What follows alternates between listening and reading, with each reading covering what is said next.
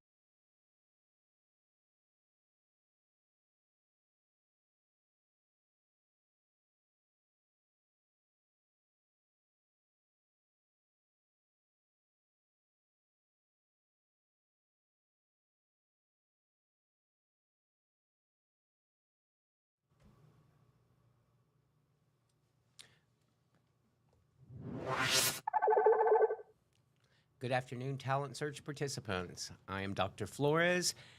Just wanted to let you know that we'll be starting about 10 minutes. We have participants that have phoned us and are not ready to log on at this time.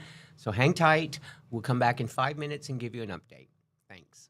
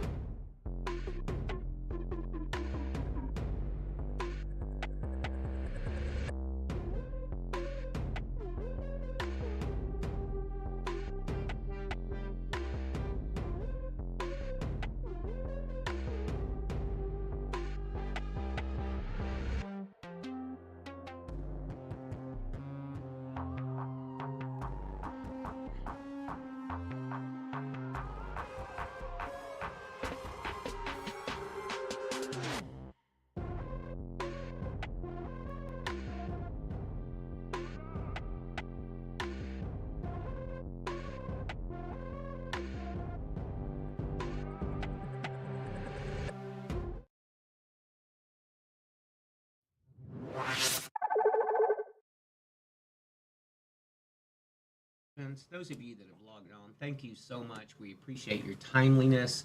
We have a few more students that need to log on. We're going to ask you to please give us about 4 more minutes. We will start approximately at 12:15. Thank you for your patience. We look forward to seeing you. Bye.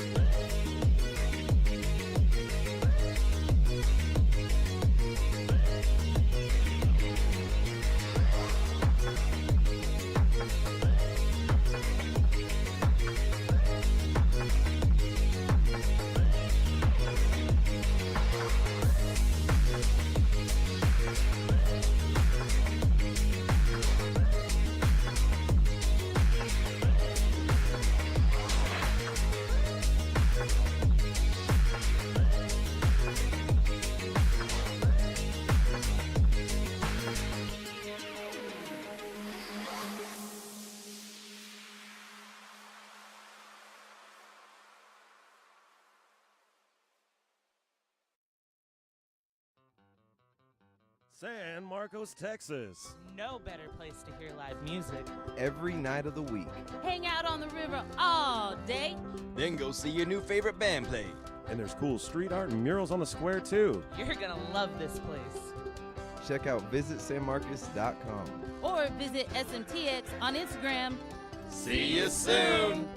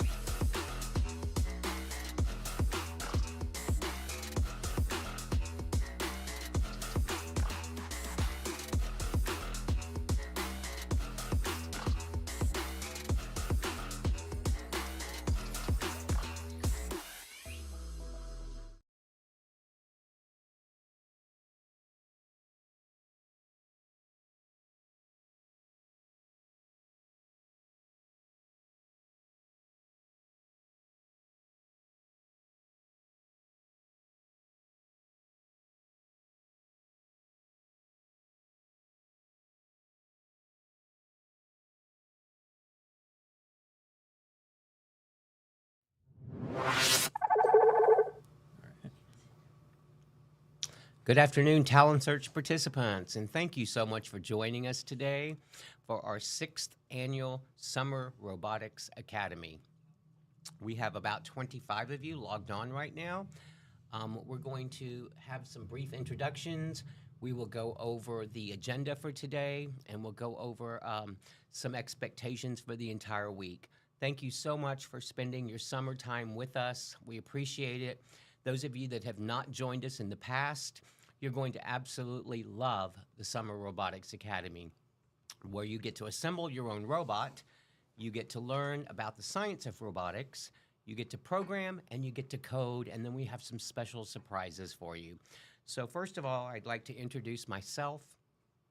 My name is Dr. Brian Flores.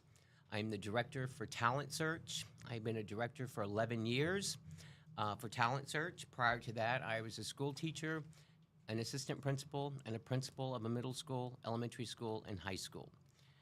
I have a bachelor's degree from the University of Houston, Victoria, with a concentration in behavioral sciences, psychology. I have a master's degree in administration and supervision from the University of Houston main campus, and I have a doctorate degree from the University of, Sam Houston State University in administration and leadership. So I just want to let you know we're going to have some short introductions, but before that, I want to let you know that the Talent Search program is a program federally funded by the United States Department of Education. We are currently in 14 schools in the Aldine Independent School District and the Houston Independent School District. You're a proud member of Talent Search that we have you joining us today. We are a free, 100% free program provided by the U.S. Department of Education.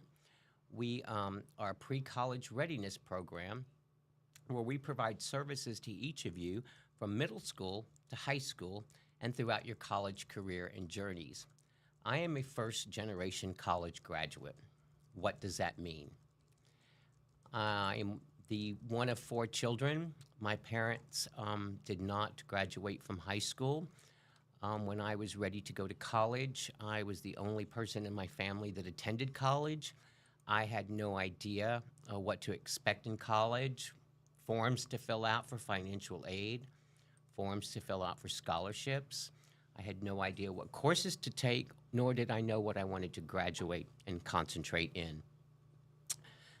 I was a first-generation college graduate. That's not a bad thing. That's a good thing, because what that means is that opens opportunities for access and equity for you. This program will allow you and help you through your journey, making sure that you don't make the same mistakes that I made. This is very passionate. I'm very passionate about this because I didn't have anybody to turn to. I didn't know what questions to ask. I didn't know where my journey would lead. I attended the University of Texas in Austin for 4 years, and it was quite an experience. It was a great experience. The learning I had there was awesome. However, in retrospect, I think that it's important that you have somebody to talk to about the university or colleges that you want to go to. So without further ado, I want to introduce to you the staff that will be working with you this year. And before I do that, I want to give a huge shout out to our 2 new advisors who you'll meet shortly for stepping up to the plate this year and providing you with this Robotics Academy. They helped assemble all the robots together. They helped put together all the slideshow presentations for this week. And so I'm sure that Mr. Gilo will recognize that as well. So I'd like to introduce to you, first of all, our program coordinator, Ryan Gilo. Ryan? Thank you, Dr. Flores. This is, like Dr. Flores said, our 6th go-around with this Summer Robotics Academy. A little personal background for me is I graduated from Spring High School in the Spring Independent School District in 2010. I went to Lone Star for 2 years. That wasn't my plan. It's just what happened, and I don't regret it for a second. It was more affordable. I found some scholarships through Spring ISD. A lot of you can find scholarships through Aldine ISD, which we will share with you in the coming school year. And then from there, I went to the University of North Texas and got my degree in radio, television, film. And then I went on to get my master's a couple of years ago in higher education. So that's a little bit about me. I am the program coordinator for this program, working with Dr. Flores and our two brand new advisors. And we also have a new grant we're working with Houston ISD as well. So we're very excited to bring this to you all. And well, I guess we can get started with the agenda. Yeah, absolutely. I want to thank Ryan, and I want to thank Mr. Gilo for putting all this together. You'll get to see shortly exactly what type of studio Ryan's created for us to bring this live streaming to you. It's quite remarkable and quite impressive. So I'm thankful that his radio, television, and film background has helped us. We have green screens behind us. We have all kinds of lighting and multiple cameras and almost like DJ microphones in front of us. You'll get to see these. So any of you are interested in this, by the way, please give a shout out to Mr. Gilo, and he can help you if this is something you want to look at as a career. Sure. I'm going to allow Mr. Gilo to introduce the two new advisors, and I'm going to step away for a minute. Yeah.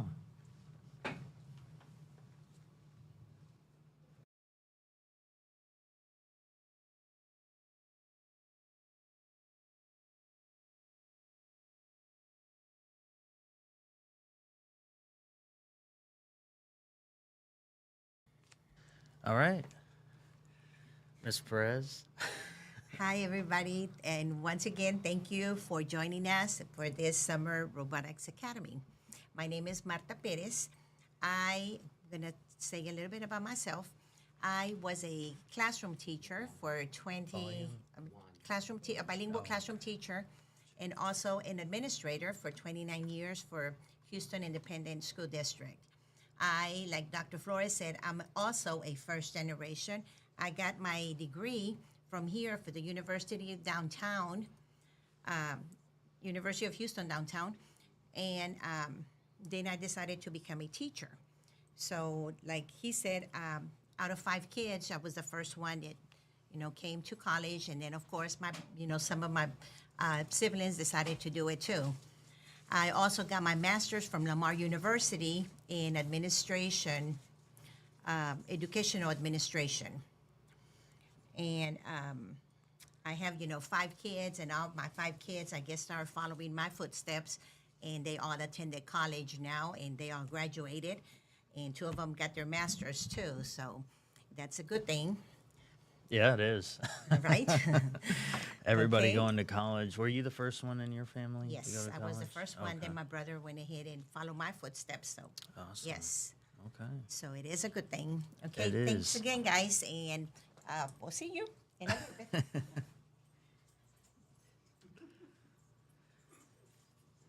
And last but not least, our other new advisor.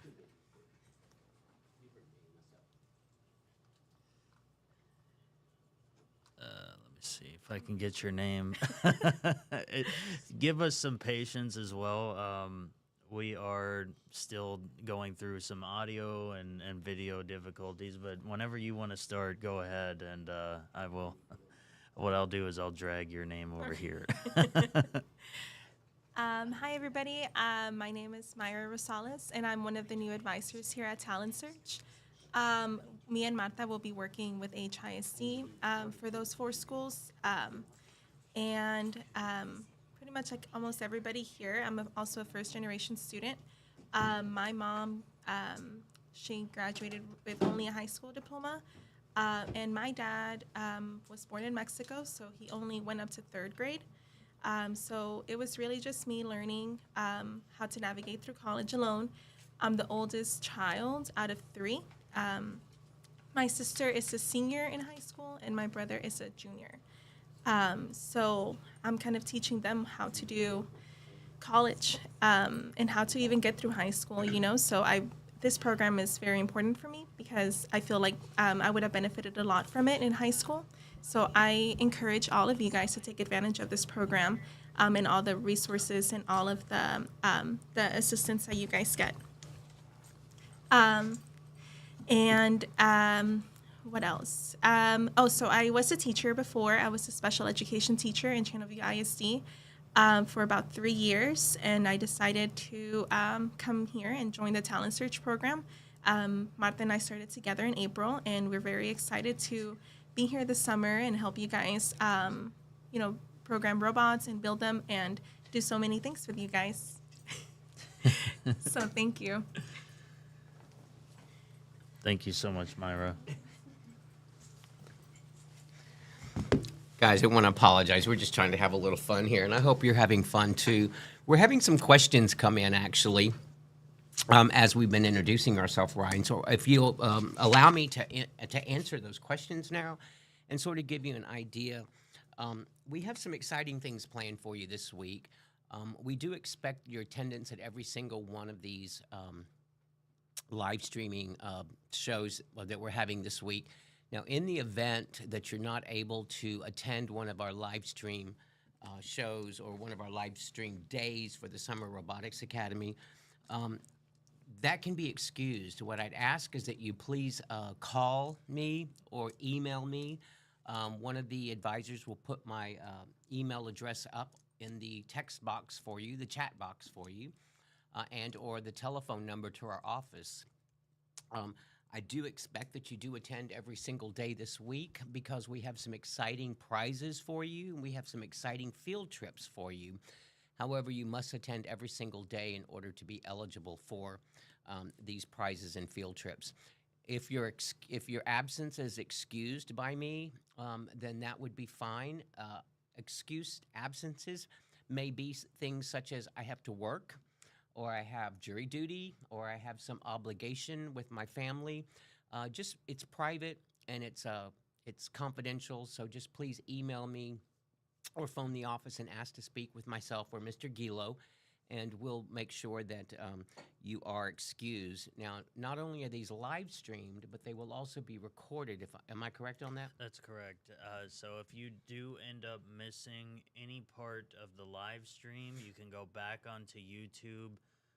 Within I think it's within a couple of hours, it will post on YouTube on our channel, which we are live streaming. If you just search in the YouTube box, UHD Talent Search, you will find us and you will find this stream. So if you have any questions, please feel free to post those in the chat box, and we'll make sure that they're answered no later than the end of today. We'll try to address them as they come up because we do realize you may have some questions or some concerns. So let me get right into what we're here for today, and that is we're here today to talk to you a little bit about our Summer Robotics Academy. Before we begin, I want to thank Ms. Perez and Ms. Rosales for joining us today. You can see that most of the people here sitting around this table and presenting to you today are people who we have a lot in common. We have a lot in common because we value education, and we also are mostly first generation ourselves. And so we understand some of the challenges that we may have. We understand the challenges that our parents weren't able to help us, not because they couldn't or wouldn't, but because they didn't know how. And so please, we're here to support you. We're here to help you through that high school journey with your selection process and courses and getting into college. But before we begin, there are just a few little norms, and I like to call them norms, but actually they're basically rules that I want to go over with you. If everybody in their packet, in their blue folder, should have received an agenda similar to this, okay? Before we begin, you want to show them the folder again, Ryan? Sure. So this is the folder. We gave everybody a blue folder. Should have been in your SRA kit. And inside, what is there? You're going to find, first of all, our flyer. You're going to find a QR code to our Padlet e-handbook, which we will go over here in a little bit. And then you will also find the agenda, which Dr. Flores just mentioned. I do want to mention the agenda. There are some corrections on the agenda that we need to note, first of all. Today, we're going to have some just some introductions that we just had. We're also going to have some norms and attendance issues that I wanted to discuss with you. I think I've already discussed the attendance issues with you. We'll go over the norms momentarily. I'll have some opening remarks, and then we're going to look at our objectives and outcomes. But when we get down to after the break and this afternoon, we actually won't even begin to assemble our robots until this afternoon. We're going to use a model that we've used in the past. And that model will be, we're not going to leave anybody behind. We're going to go in small chunks. We're going to be assembling these in small chunks. We have several cameras set up throughout the studio where you'll be able to see exactly what's happening, exactly how to assemble your robots. Before we even get there, there's some things that we need to get out of the way. And these are housekeeping issues, and there are agendas we want to discuss with you. And then we want to discuss with you what to expect out of today and for the rest of the week. But before I begin, if everybody will look at their agenda, you'll notice that right after, I believe at 2:25 to 2:40, you'll see a break. We're going to give you breaks. Know this, guys, that if you need to get up and you need to take care of some personal needs, please feel free to do so. We're not going to be racing through this. We want to make sure that everybody has an appropriate amount of time to follow. The model I talked about will be when Mr. Gilo and the advisors start assembling the robot, they're going to be doing systematic checks every once in a while. Right. They're going to be checking on you, right? Exactly. We'll take our time. We're not going to leave anybody behind. You want to explain what that might look like, these checks? Yeah, so while we're building it, let's say we get through, each one of you in your kit, the robot came with a little instruction manual on how to build it. Say we get to step 3, and I want to check and see, is everybody in the same spot? And I may ask everybody to turn their camera on at one point or another, just so that I can see and get a visual of everybody's in the same spot. At least some kind of audible response from one of you, or video response showing me, okay, I'm in the same spot. And it won't take very long, just making sure we don't leave anybody behind and that they're all getting the same information and we're at the same spot, and building and coding our robot.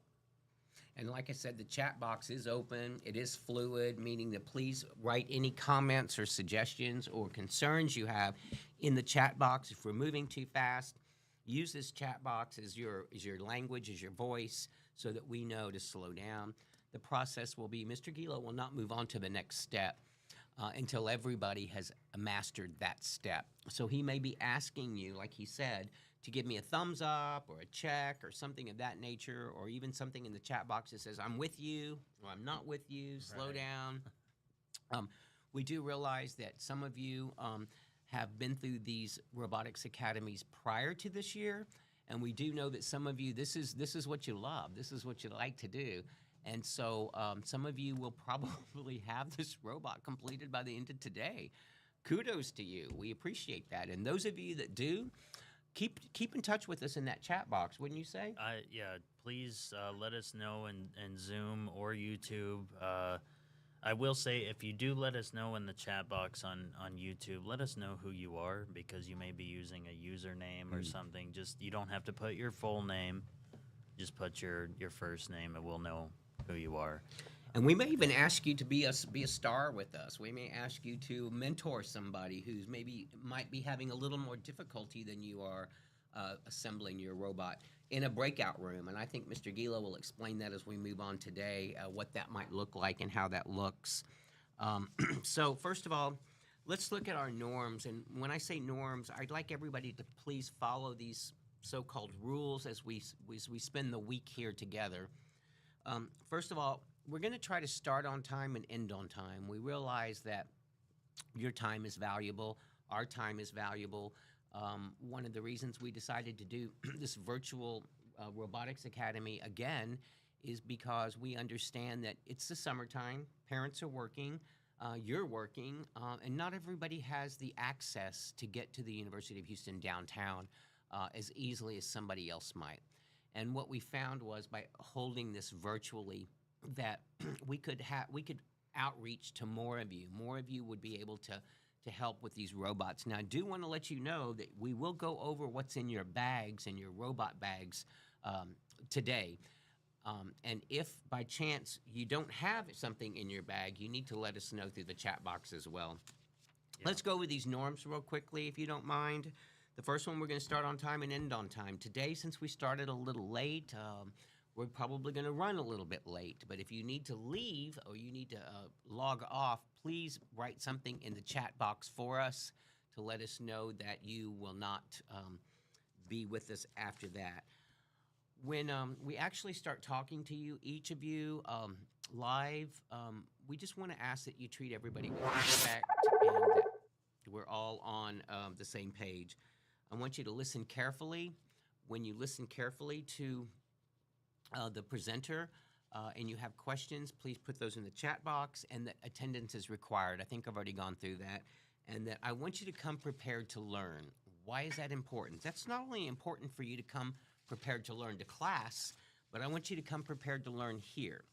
And by that, I mean, I'd like you to look at your agendas. I'd like you to look at your agendas for the day. Tomorrow, I'd like you to look at your agenda for that day so that you have an idea of what you're going to be learning for the day. So if you'll see up on your screen right now, you will see today's agenda. Today's agenda, we just went over the norms and attendance.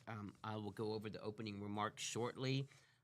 We're going to talk about the objectives and outcomes for this week and what we expect you to know.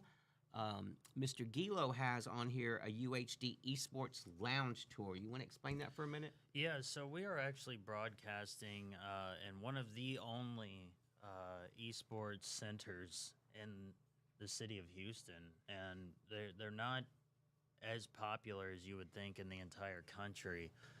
This is a multi-million-dollar facility here at UHD where they compete in different games, Overwatch, FIFA, you name it. They basically put a club together and they do it. They had a huge event at the George R. Brown Center during this past weekend, and it was pretty amazing. But this center we will showcase on Wednesday.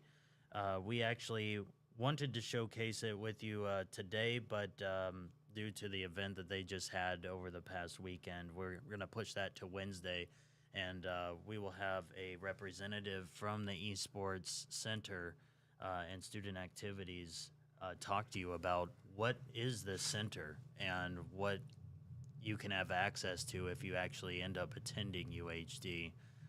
So we'll show it off. We'll show all the cool things. Like I said, multi-million-dollar facility with high-end, very high-end computers. That's what we're using to broadcast right now. Consoles, every console you can possibly name, every game you can possibly think of. But we'll show as you can see, you. we're even sitting in the chairs that the Esports Lounge has, these gaming chairs. This is a really cool spot, don't you think? It is. And it's always very popular. Every time I walk by, it's packed. So I don't know what kind of games and stuff they have here, but anything you can think of. If y'all are familiar with Epic Games or Steam or anything, I mean, they had an Overwatch tournament in here the other day while we were setting up. They had some people scrimmaging. Rocket League as well. They had people playing Mario and Star Wars in the console room. It was pretty cool. It gets quite loud in here sometimes, and people get very intense about their playing games, and I appreciate that. So we have an exciting tour for you on Wednesday. Yeah. Mr. Gilo is going to provide that with us, with some of the Esports Lounge staff, so they can explain a little better to you. After that, we're going to ask each of you today to introduce yourself, because we want to know who's out there. We want to know what school you go to, what grade you're in, maybe what college you want to go to if you know that by now. Just something so we can get to know a little bit about who you are. We're going to have a short break, and then we're going to have our two new advisors, Myra and Marta. They're going to go over the gift bags that you received from us and everything that you should have in there. Now, keep in mind, folks, those of you that came to pick them up, thank you so much. These are bags that have quite a bit of cool stuff in them. It's amazing what we included this year. I don't know if everybody got T-shirts, but Not yet. We're gonna work with it. Not yet. They came in late. I mean, UPS is having their issue, and Everybody's so on strike. Yeah, So I'm going on strike. See you later, Gilo. All right, see ya. Anyway, guys, Marta and Myra will talk about what's in that bag. I think when I added the total up, it was well over $300 just alone in that little bag. It might even be more than that, close to $500 when you actually combine all the work that we put into it. I know that the advisors took each of the parts that go to assemble your robot. They took those out for you. They put them in a fancy toolkit that we bought for you. They labeled them. They have an agenda. They have a key, a legend there for you. We're going to try to make this as smooth and easy as it is possible for you guys. And I know you just can't wait to get into that. So in the event that you don't have something in the bag that they show you, you need to let us know. Yeah, exactly. And then we can work out whether it's pickup or drop off, whatever. And in the past, we've had some issues with the actual robot or batteries that were dead on arrival. We can work out those kinks if you just direct message us on Zoom or send us an email. Exactly. Let us know. And we'll make sure that that's corrected. Yeah. So in addition to that, they also gave you a little bag of goodies. And typically in the past, when we had the academies here at the university, we would provide some snacks for you and for lunch. We realize that you're at home. You're doing this in the comfort of your own home for several reasons. We wanted to make sure that you had snacks all week long and that you had some goodies in your bag. Again, I want to thank Myra and Marta for putting those bags together for you. I'm not sure. I kind of looked in the bag this morning, and there's some really good stuff in there. I already ate it. I ate some too. Believe it or not. I was like, I want these Pringles right now. So anyway, I hope you enjoy it, guys. And we have something really special for you that I'm working on right now for the end of the week that wasn't able to go in the bag. And one of the things is we have a robotics T-shirt for you that I think the ladies, Miss Perez and Miss Rosales. Do we have one of those sample shirts with us? We'll show you in a little bit. We'll show you later on today what those shirts will look like. But everybody will be getting a robotics shirt. They're really cool. You'll enjoy them. They're a little different. But there's a bug flying around here. Live TV. Right? Yeah. So anyway, in addition to that, typically what we do is we're going to do something really special this year, Ryan. What's that? We're going to have a virtual pizza party. Oh my gosh. Yeah, okay. do you know what that is? I want to say we've done it before. Have we? Okay, we're going to eat pizza in front of you. No, we're just kidding. A virtual pizza party. It's kind of unheard of. I think we're probably one of the very first people that even came up with this idea. People are talking about it all over the state of Texas. Oh, wow, you do a virtual pizza party. What is that? What is that? Okay. Well, typically what we've done in the past is on Friday when we have our showcase, and we'll go into that a little bit later about what that showcase is, we're going to ask each of you to show us your assembled robot. We're going to have some expectations, like to name the robot, blah, blah, blah. And then we're going to have a showcase for it. We want everybody to see what you did.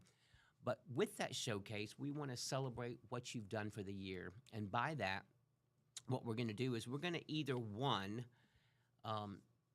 get a gift card for each of you that will allow you to purchase a pizza from your favorite pizza location to have a pizza at lunch with us Friday. So everybody can have lunch, everybody can have pizza together while we showcase our robots. That's pretty cool, huh? That sounds very, very cool. Neat. So maybe I don't want cheese, maybe I want a double pepperoni, maybe, I don't know, maybe thin crust, I don't know. But what we did, or if we can't get you the gift cards in time, and again, we may have to have you come pick those up. Yeah. And when that happens, I think what we'll do is give you the T-shirts too. Yeah. Yeah, okay. We can definitely do that. So if we give you the gift cards, then you're able to order your pizza from whatever location you love or whatever pizza you like. I know I have my favorite. I think everybody here has their favorite. Yeah. We'll be having pizza with you, as a matter of fact. So if that doesn't happen, if I don't get the gift cards in time for you, then what we'll do is we'll have our administrative assistant, Miss Becerra, she will be ordering pizza for you to be delivered to your home. In the past, when we had them delivered to your home, we had those prepaid for, so you didn't have to pay for them. And then we had the no tips either. We would provide the tips for them as well. So you would just have a knock on the door, and it'd be your favorite pizza delivery man or woman, and she would be giving you, or he would be giving you your favorite pizza for have pizza with us. So anyway, we'll work the details of that out, but stay in touch with us. So we want you here every day, just so you can get your pizza with us Friday. I think Mr. Gilo has something to show you. So this is the shirt. Those that we all saw the shirt. Yeah. What? So the shirt looks like this. If you attended last year, you may be familiar with a little bit of this design, but it's a new spin on it. Looks like this. In binary code, it actually says talent search. Each letter. Each row. Each row. Yeah. Sorry. Each row. So the first row would be T, the second row A, and so forth and so forth. Right. Pretty cool. We want to thank. Hard to see. Yeah, Let's we. see. Let's see. Show it to us. Put it on. Put it on. Put it on. Okay. So there you go. There's the logo. So we wanted. The original shirt was designed by Claudia Carmona, who was our advisor last year. And we just used kind of the same design, didn't we? And just spiffed it up a little bit with some different colors and a different logo on the front, which I believe our very own Miss Rosales designed. Am I correct on that? That's correct. Yeah. So everybody will be getting a shirt like this. We need to know what size you need, though, right? Whenever we asked everybody to RSVP, we did ask for the size, but if you need a different size, that's whenever you need to reach out to us. Okay, and let great. us know. So after we look at what's in your bag, and your bag will not have a T-shirt in it, and your bag will not have a gift card in it for the pizza party on Friday, pizza celebration. You will be getting a virtual e-handbook, or you have a virtual e-handbook that Ms. Rosales will go over with you, and then Mr. Gilo is going to talk about the. Go ahead. Yeah, this is the QR code to the e-handbook, but we also have the link that we can send in chat. So in your blue folder, there's a big square at the left-hand corner bottom with the QR code. If you scan that, it'll take you right to our e-handbook. Why do we have to have two handbooks? Well, things change. Things change, Dr. Flores. Like today, we've had our change of our esports showcase, change of our times for day one, and so we have to constantly update those things. Ms. Rosales actually just posted the e-handbook in the Zoom chat, so if you need access to that, you should be able to find it with that link there. But yeah, things change, and so we have to kind of work on the fly and be able to update those things in the e-handbook, because what you have physically may change. And it has. It already changed. Yeah. It changed this morning with the agenda. When Ms. Perez came in and told me, I think the agenda's wrong. So, you have to be able to pivot. Not only pivot here on live stream or on TV, but you have to pivot in life. Yeah. So it's always good. It's a good lesson to learn that things change all the time.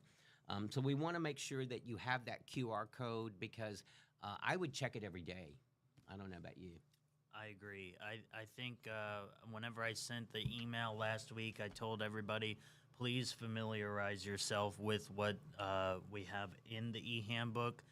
Ms. Rosales is going to talk a little bit about Padlet and the e-handbook and what it entails.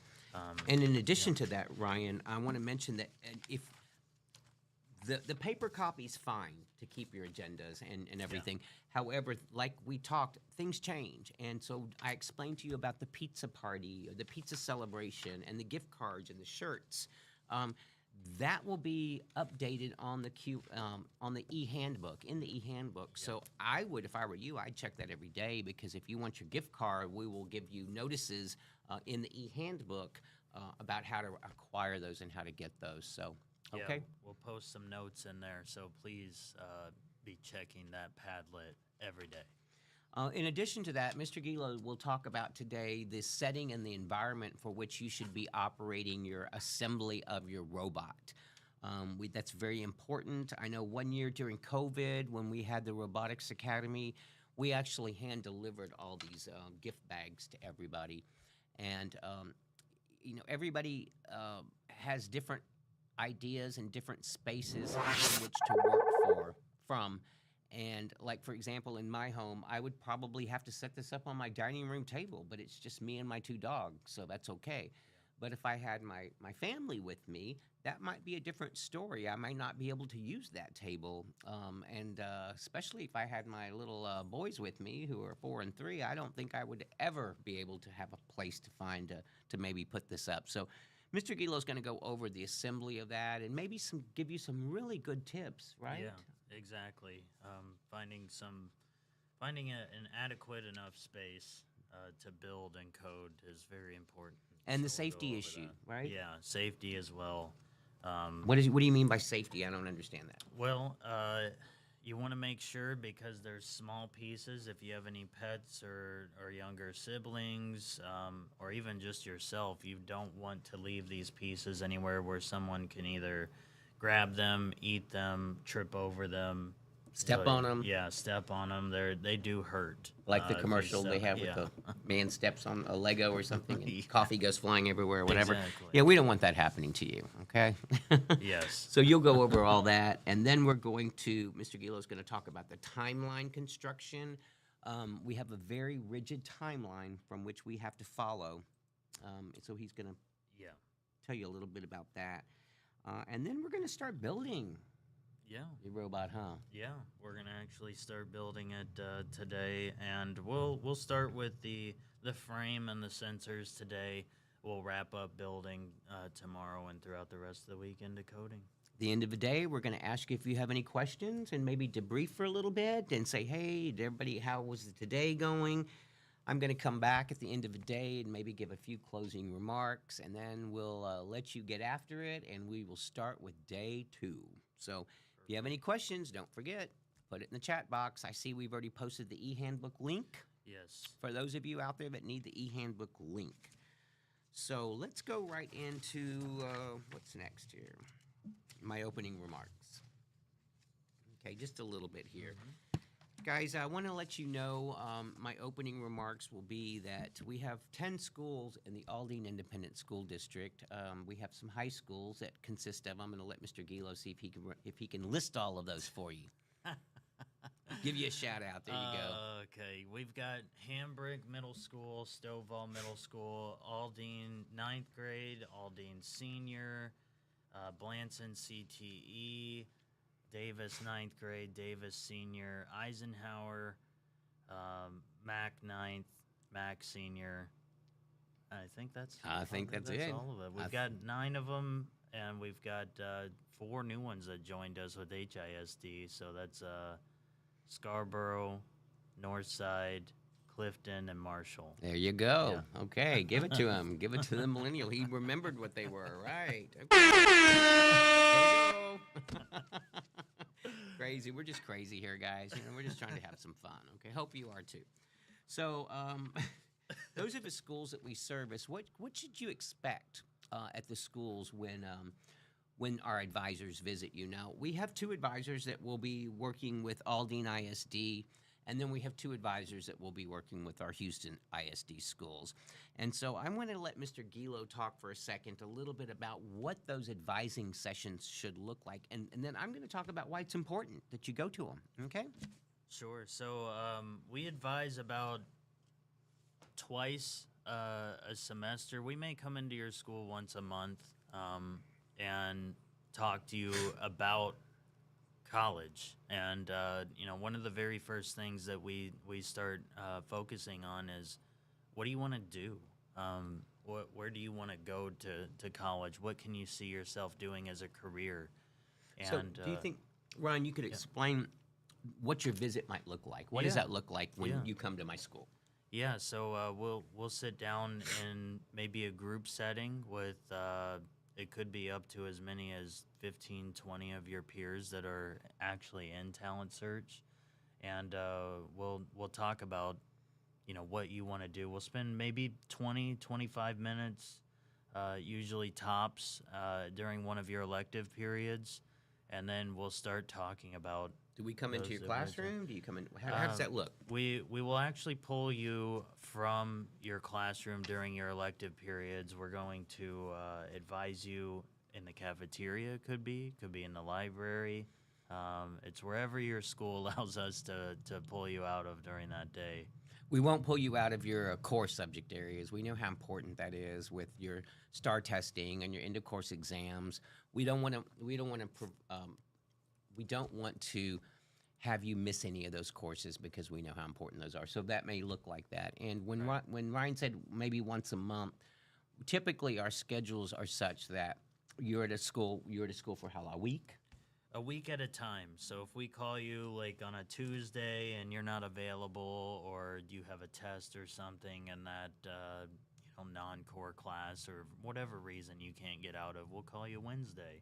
Can't go Wednesday, we'll call you Thursday. Can't go Friday, then you're out of the program. But he's just kidding with you. You're not out of the program quite yet. However, what we're trying to do is we're trying to get things more on our website that are more virtual for you. We understand, I don't know about you, but when I was in high school, I was involved in a lot of things. I was in the debate club, I was in the drama club, I was in the Future Teacher of America club. I was in everything, student council. And so I didn't always have a lot of time after school, or I didn't have a lot of time during school to do a lot of things. And so we understand that some of you are in sports, some of you are in band, some of you are in choir. We know you're active in school, and we appreciate that because research suggests the more active you are, the better you do. So what we want to do is we want to try to have something more accessible to you, because I think what Ryan was trying to talk about was that sometimes there are barriers to you meeting with us. Right. And what are some of those? Well, testing is one of them. Another barrier, maybe your teacher just simply doesn't want to let you out of class whenever you're meeting with us. And that's okay. And that's fine. Mm-hmm.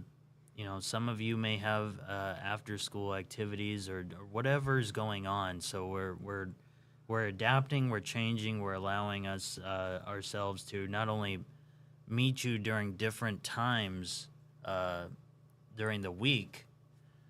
We're actually recording our advising sessions, and we're making it like a virtual repository on our website for you to view, similar to, we've gotten a lot of questions today.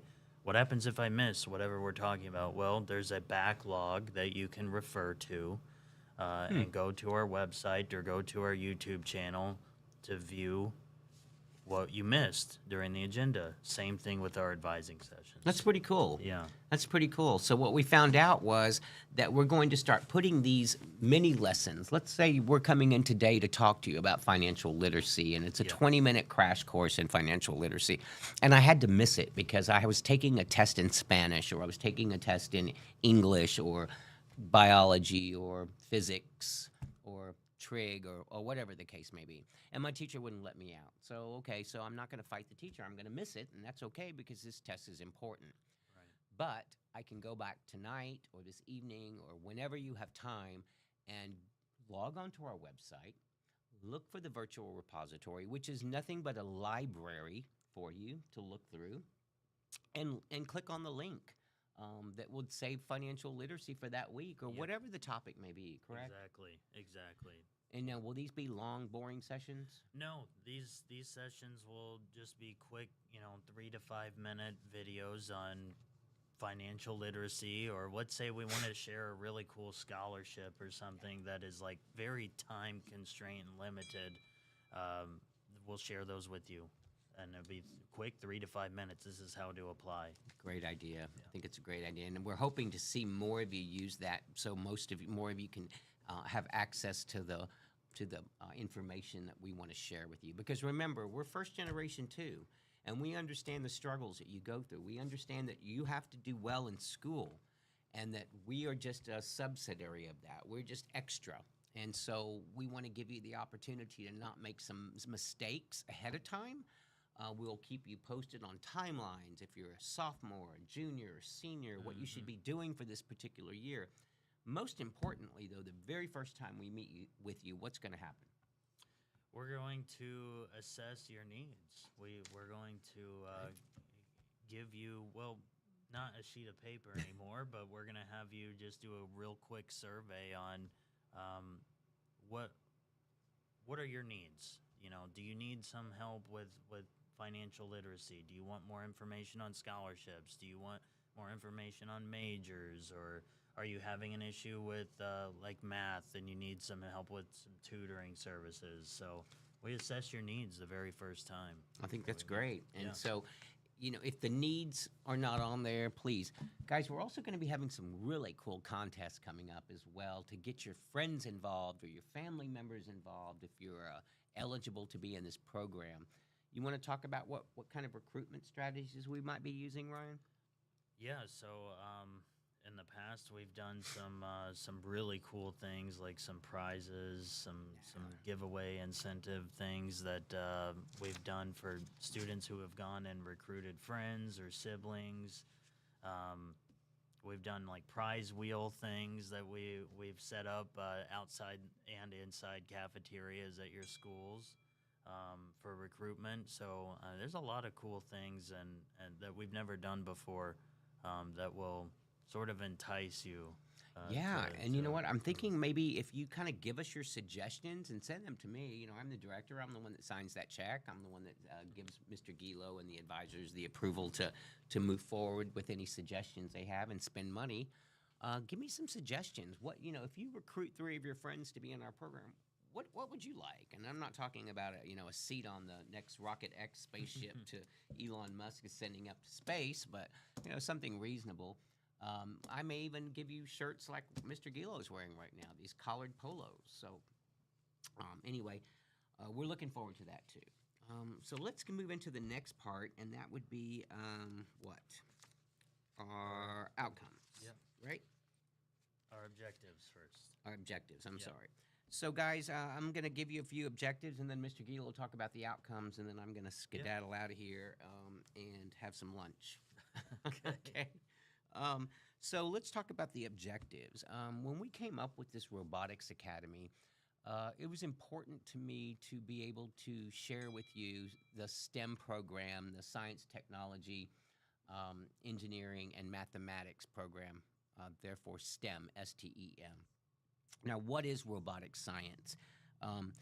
I want to talk with you, and we're going to share with you the machinery and the electronics that deal with robotics. Now, if you've been keeping up with lots of things like ChatGPT and some of the others that you have introduced me to, Ryan, such as Gamma AI, ChatGPT 3, ChatGPT 4. I mean, they're just coming out with them over. I mean, every day there's a new one coming out. Yeah. And so I'm just sort of so excited for you guys that you're at the forefront of this and that you get to actually do something with this. I think I was telling the staff the other day that if I was in your shoes and I was in high school all over again, God forbid, but if I was, then I think I'd probably really be looking at some engineering and STEM.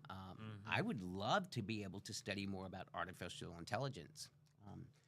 I just think I think it's pretty cool, and I think it's going to be here by the time you're my age.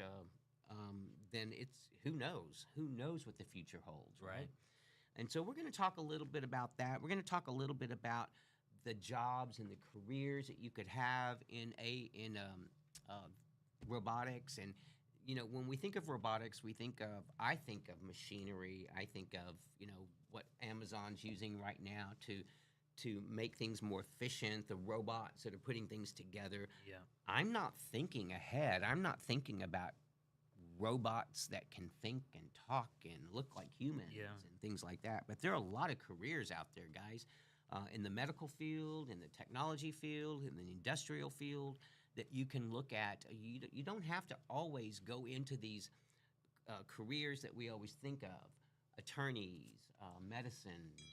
Right. There's so many, and we talk about AI. We're going to be talking about the careers with that, but I mean, you also think about the careers that are going to be eliminated by AI. Yeah. And I was reading an article just this morning about AI, and they were talking, I can't remember what they called it, AI engineering, I think, But they were talking about in this article. The article was talking about. Well, it wasn't talking, but it mentioned programming. That when you're interested in this AI field, this artificial intelligence field, there's going to be so many more opportunities for you to make a lot of money. I mean, they were talking between $150,000 and $300,000 a year to do this one thing, and that is not only your. And I think you and I had this discussion when you were looking at ChatGPT and you were asking it to create an outline for you, Exactly. and how specific you have to be with your outlines. Right. It can't read your mind. Right. You have to tell it exactly what you want. And so these new fields in this AI, it was talking about breaking things down into chunks, much like you're going to be doing with them, and Myra and Marta are going to be doing with them this whole week, breaking things down into little small chunks.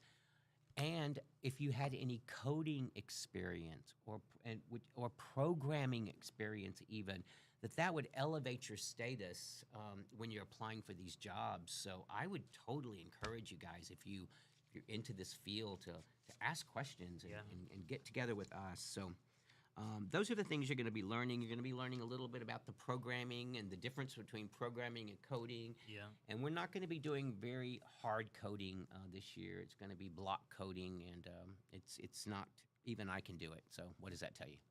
Yeah. So Ryan, go ahead and talk about outcomes. No. Just saying. Okay. So outcomes. We're talking about developing logical thinking and design skills. So when we get to the coding, you, like we were just talking about, have to be very specific as to what you're telling your robot to do. So, what block do you have to put in front of another block for it to react the way you want it to So give me an react? example of that. So, you've got move blocks, you've got light blocks. If you want it to do several different moves, you're going to have to put a move block in front of another block that says move forward, at what speed, for how long, and light up whatever color. So you have to be very specific, in other words, with Right, it, right? right. You just can't say turn right. You have to say turn right at this degree, or don't you have to even do the degrees with this? You do, and certain aspects of it will have you actually, because it has a line following sensor, and also like a sonar sensor in the front. It will tell you, for how long will it sit there if it detects an object or follows a line.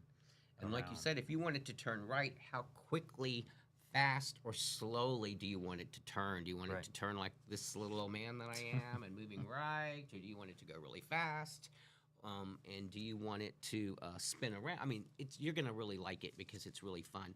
By the way, this is one of my favorite robots. Yes. That we purchased for you guys. It's called the Mbot Ranger. It's a 3-in-1 robot. We'll show you what it looks like in the kit. Yeah, so you get 3 for the price of 1. Yeah. So what we're going to build for you is going to be the M Ranger. Right. But you can disassemble it and reassemble it into 2 others. 2 different ones. Right, and they're pretty cool, actually. And then you can even expand upon that this year with the expansion kit that we gave them. So after you program and code it, what do you expect out of it? What's next? So I would like for everybody. You don't have to.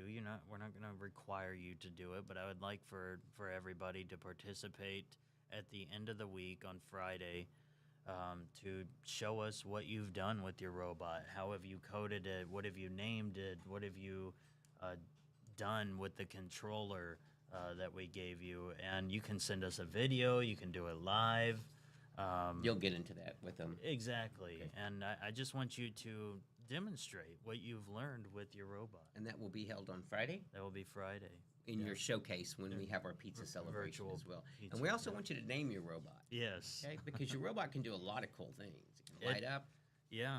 It can, it has play tunes. Yes, it can play music. It can pop wheelies. I mean, it can do lots of cool things. There's yeah. a lot of things it can do. Okay, so I'm going to turn this over to you, Mr. Okay. Gilo.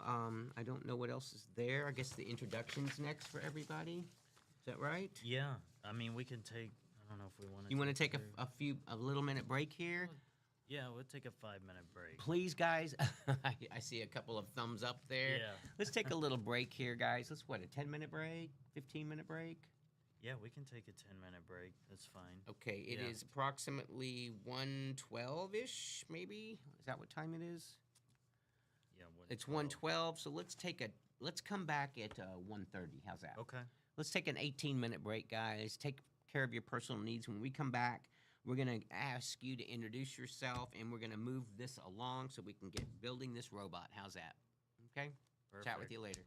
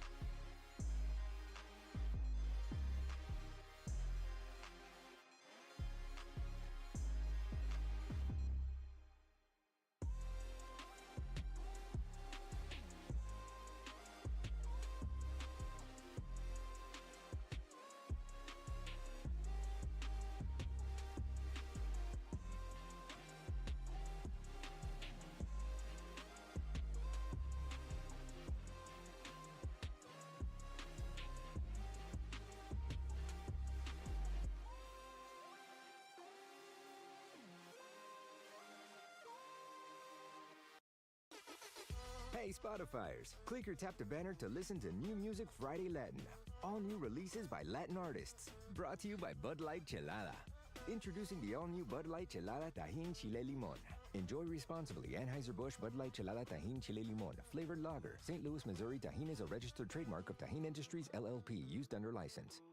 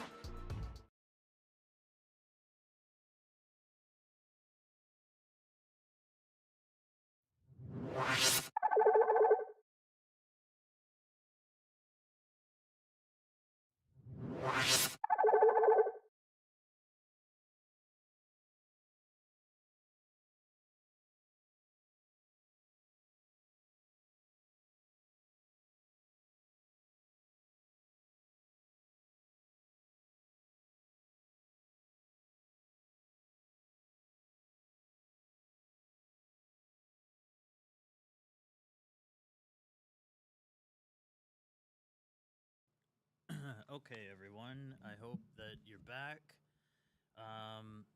What we're gonna do now is we're gonna do some introductions, and what I want to hear from everybody is your name, what school you go to, what grade you're in, or what grade you're going to be in for the next school year here, starting in August, and tell us something about yourself. It could be anything, something interesting about yourself. But if you could go ahead and, if somebody wants to go ahead and unmute, or you can show your camera, you can do that too. Just make sure you start off with your name, and we'll go from there.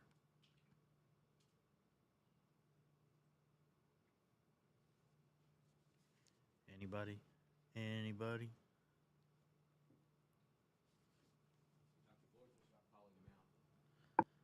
I'm gonna start calling names out. Hello? Hello. You can hear me? Yeah, is this Juan? Yeah. Hey, Juan. Hello. My name is Juan Ipina. I am a rising senior, and I go to Blanton CTE High School. Awesome. Thank you so much, Juan.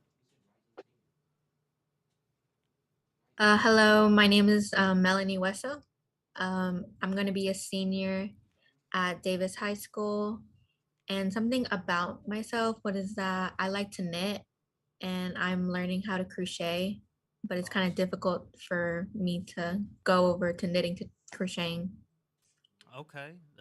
Did you just start that over the summer then? I started knitting last summer and I thought it would be a great idea to start crocheting this summer, but I'm just like kind of like not there yet, but I'm getting there. I gotcha. Okay. Very cool. Very cool. Okay. My name is Cindy. I go to Branson. I'm going to 11th grade, and I like to paint. Yeah. What was the last part of that, Cindy? I like to paint. You like to paint. Okay. Yes. Awesome.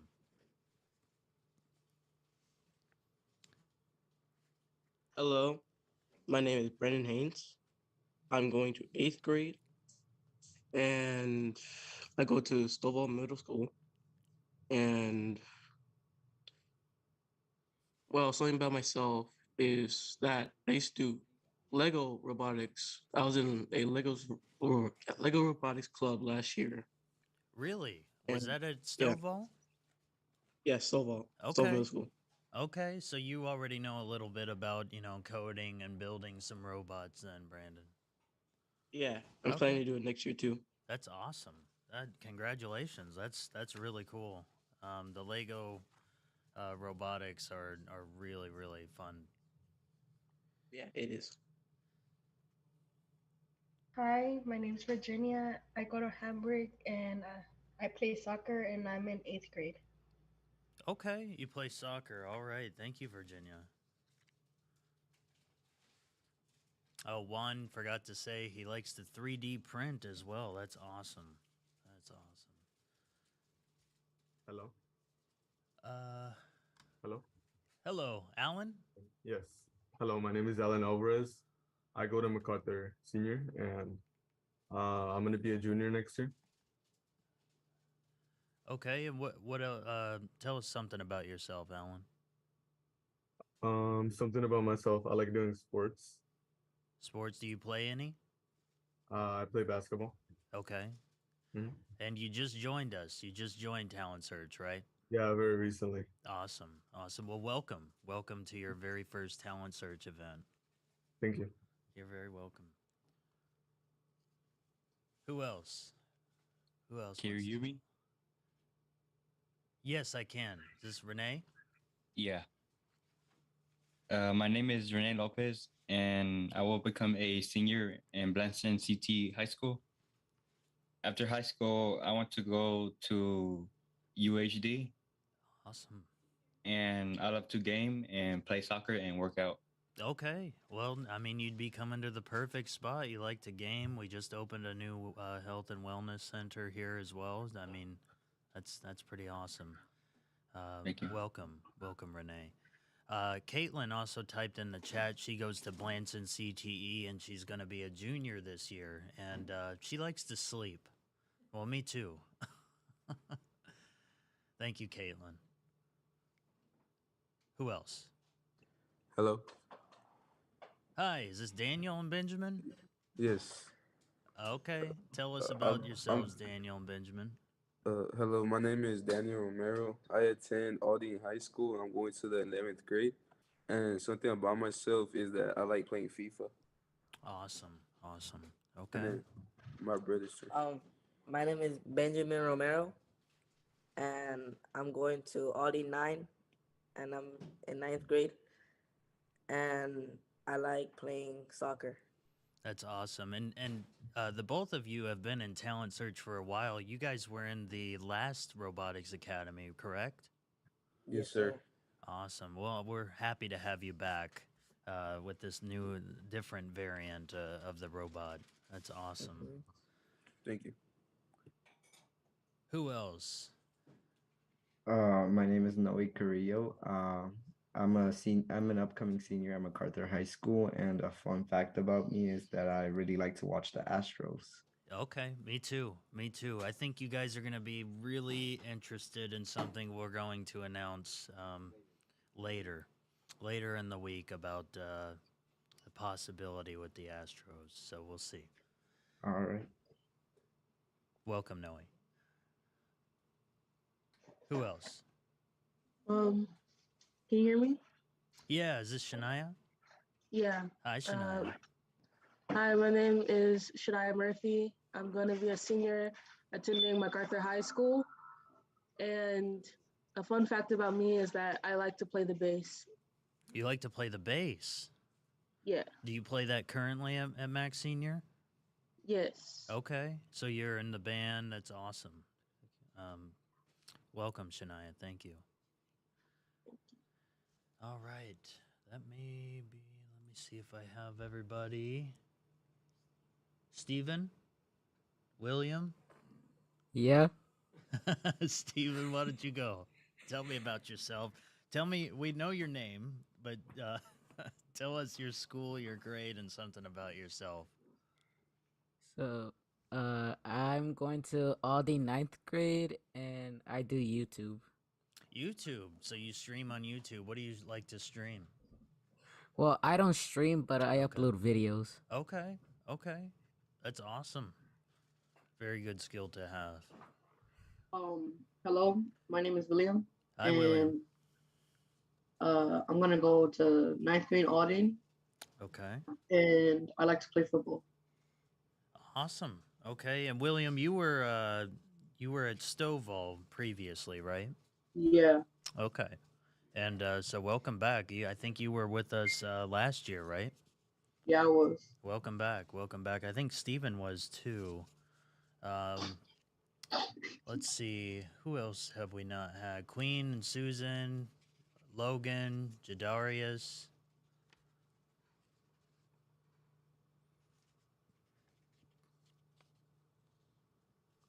Hi, I'm Jadarius Wiley, and I am a rising senior in Davis High School.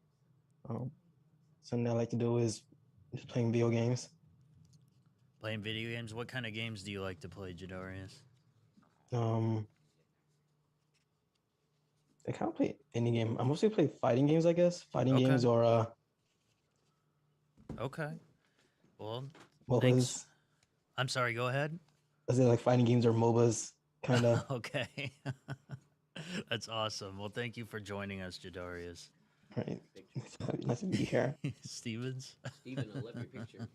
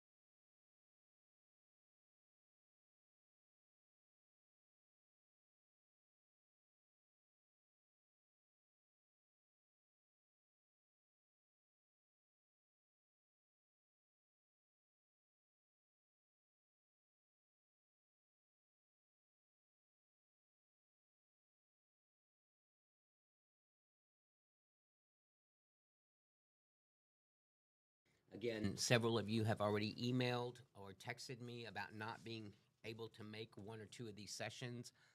Please, guys, if I don't have an email from you or a text or some kind of phone call, some kind of communication, whether or not you're going to be able to make all of these days or not, then you will not be eligible to go on these fun trips that we planned.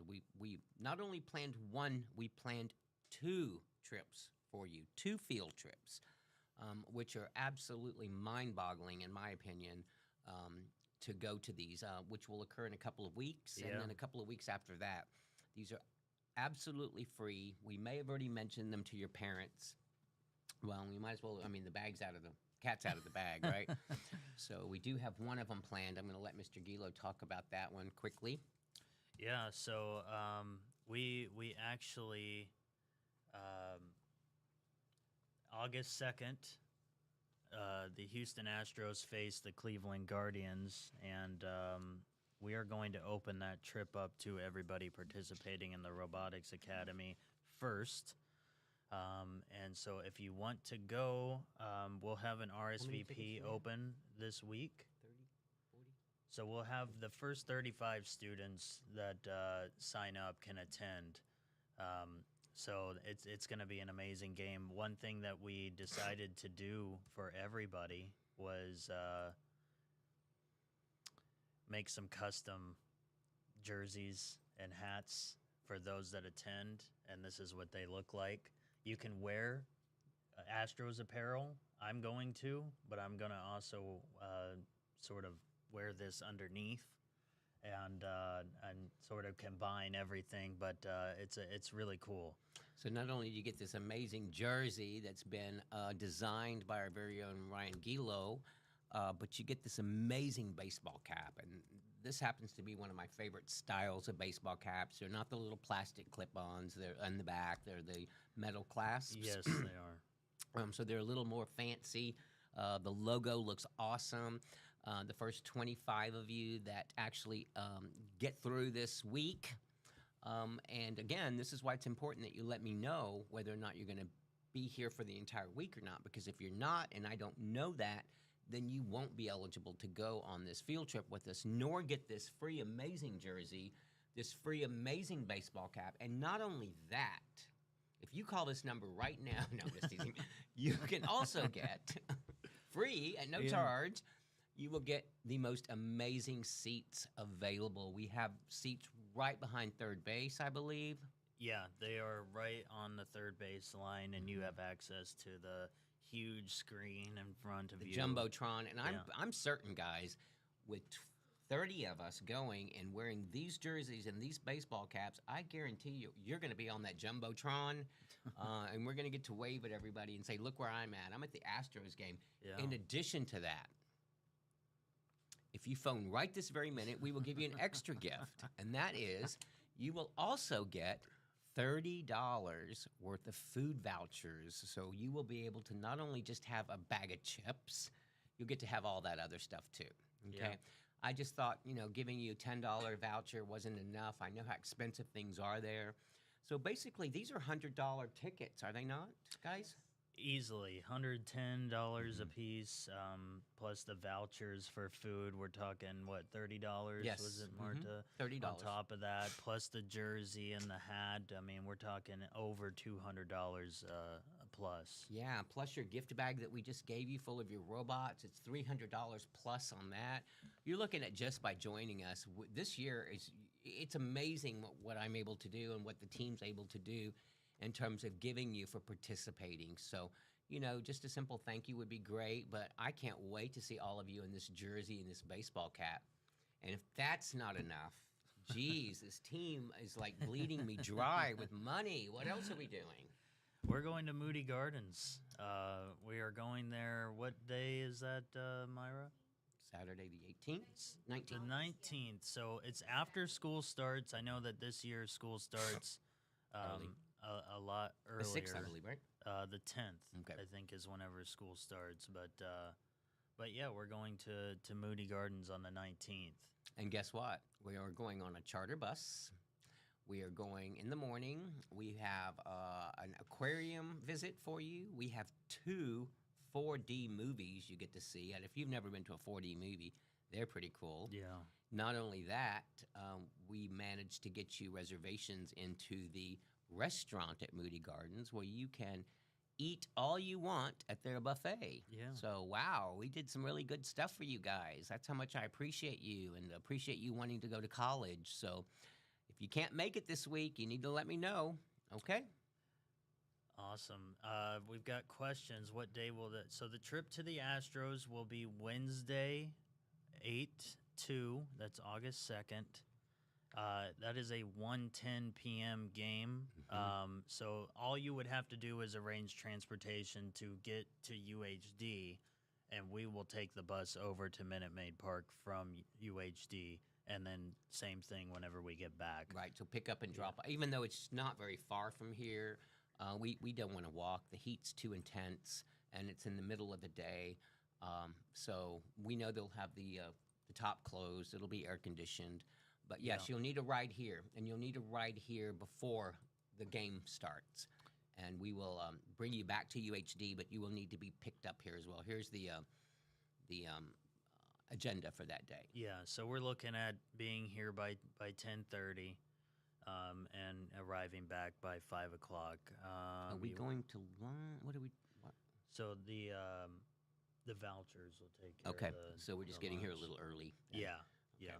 So we want to make sure everybody has a good seat. I think we have a couple of rows of seats. That, like Mr. Gilo said, they're pretty darn good seats, I think, and they weren't cheap. No, they weren't. So I want all of you to attend. Please, I want all of you to attend. So work hard this week. Work hard and show me what you got. Show me those robots.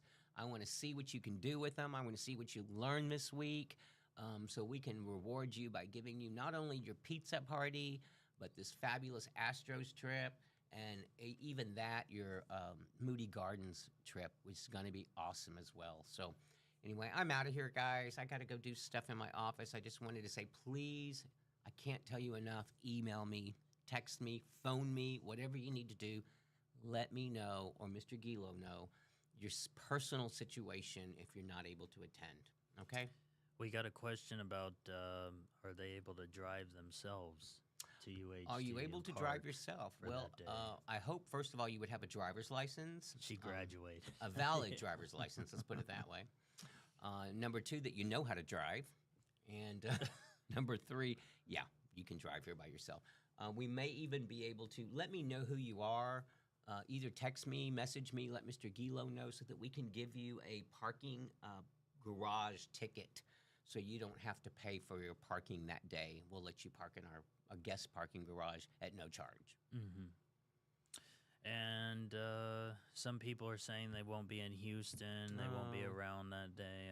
Well, that's okay. We've got plenty of other events scheduled throughout the school year you can catch us on. We do, and we'll see what we can do. I'm sorry you're not going to be able to make it, but those of you that are, bonus, right? Any other questions? Please put them in your chat box before I take off, because 1, 2, 3, I'm gone, and no more questions. All right. Cool. Cool. Going once. Going twice. I'm out of That's here. it. All right. Thank you, folks. Peace out. We'll see you later.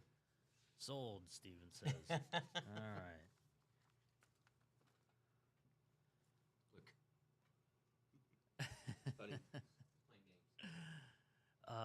Okay, so let's look at our agenda, everybody, and let's take a look and see what the next thing is. By the way, if you don't feel comfortable in typing in the chat, or you want to say something, you can open your mic up and ask me the question. So yeah, those are a couple of cool events that we have coming up. Let's take a look at our agenda real quick.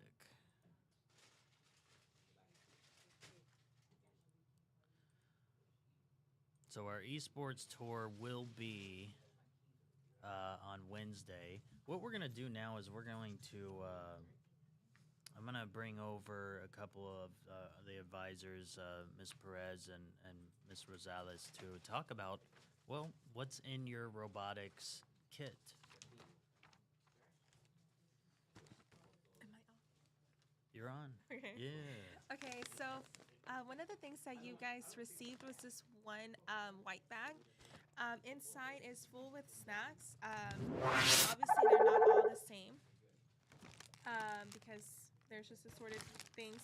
But you get like cookies, you get candies, you get chips. We do have some granola bars, some Pringles and stuff. We also gave y'all a baggie that looks like this. Inside of it, you get a keychain, you get hand sanitizer, and a couple of pencils because we will be doing reflections, and a pen. Then we also gave you guys this big kit. It has everything that you'll need to do your robots things for.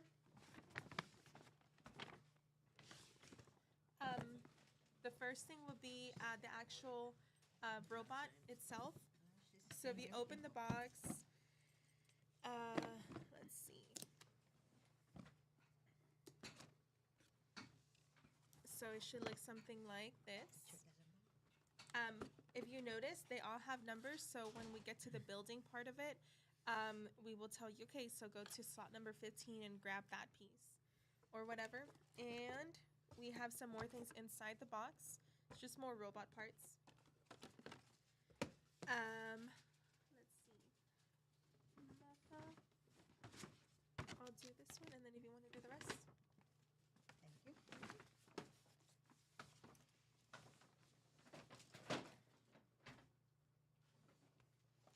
Okay, you're also going to find a toolbox that has parts that we separated for you, so that way we can make it easier for you to, whenever we need like a screw, and we put them in different slots, so that way it'll be easier for you to locate them. Once we say, we're gonna need a screw that is, certain size, we'll tell you what slot it is.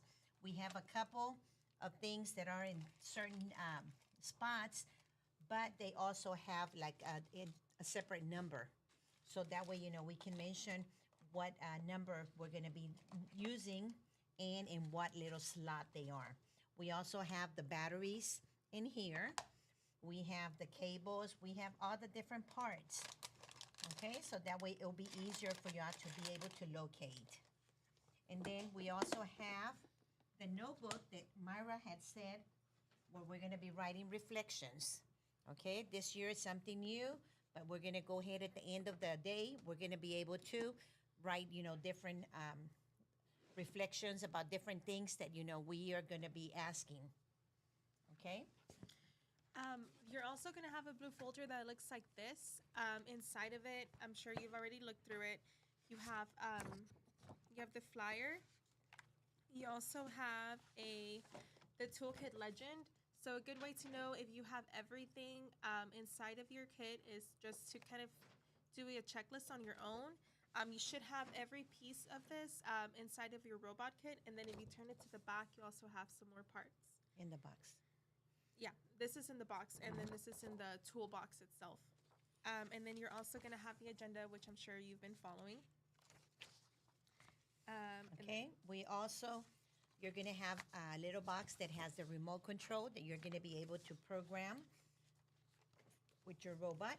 And then there's also another box that has what is it, a gizmo? A gizmo? A gizmo. Sorry. Okay, but everybody has a different one. You might have either the A or the B. So you're going to be able to connect it to your robot and be able to make it do different things. And you also are going to find some stickers in your bag. So with that, I'm going to talk also about the e-handbook. So if you open up your blue folder on the left side, you're going to have this QR code, which is how you're going to be able to scan in and go to the Padlet. And so if you go to the Padlet,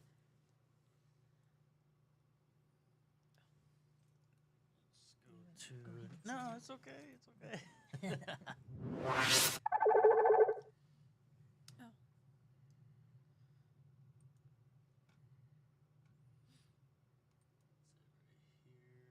Okay. Thank you. Okay, so the Padlet looks like this. So as of now, Mr. Guilo, Ms. Perez, and I are able to, monitor the Padlet itself. What we like about this is that, we can kind of move things around, so it's up to your like, what do you think is more important? You can also add stuff to it. So if you do have a question, maybe you don't want to put it in the chat, maybe you don't want to speak up during, our video, you can add it here. You can just type whatever it is. You can post a picture as well. You can send us a link. If also, if you find something that is useful for the team, you can just put it on here. So there's several things that you can do. You can draw, and if you can't draw, well, you can just go here. So maybe sometimes we can look at what problems you're having, and you're able to post it here. We have to accept it. Like, if you post it, obviously make sure that it's appropriate, and we're gonna have to accept it to be posted on the Padlet for everybody to see. So just be aware of that as well. Is there anything else that we have to go over with the Padlet? I guess just if we're going to be using like games or anything like that. So we'll be learning about the AI component and careers and stuff. So some of the things that you're going to see in our presentation will also be here, like some games. This is for you, like to do on your own time. MIT actually has free courses online. You can see their syllabus, you can see their assignments, and so I added that there. There are the agendas here, and if anything changes, we'll add it on there. The YouTube channel, you can share this with your friends and your family, and then the Zoom for you to be able to log in every day. And if there's anything else, like I said, we'll just keep adding to this.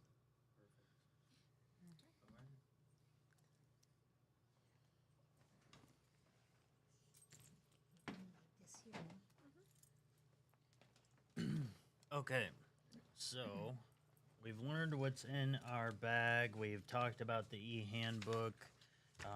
Thank you, Ms. Perez, Ms. Rosales.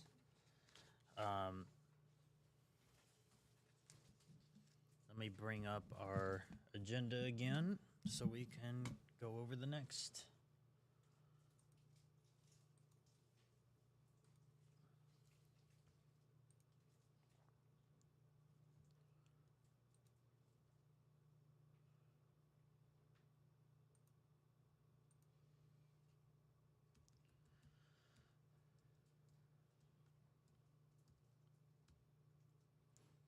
Okay, so we've talked a little bit about why it's important and what safety precautions each one of y'all need to have in place for building and constructing your MBOT Ranger robot. So what I want everybody to do, especially if you haven't attended this academy with us before, is I want everybody to find an area in your home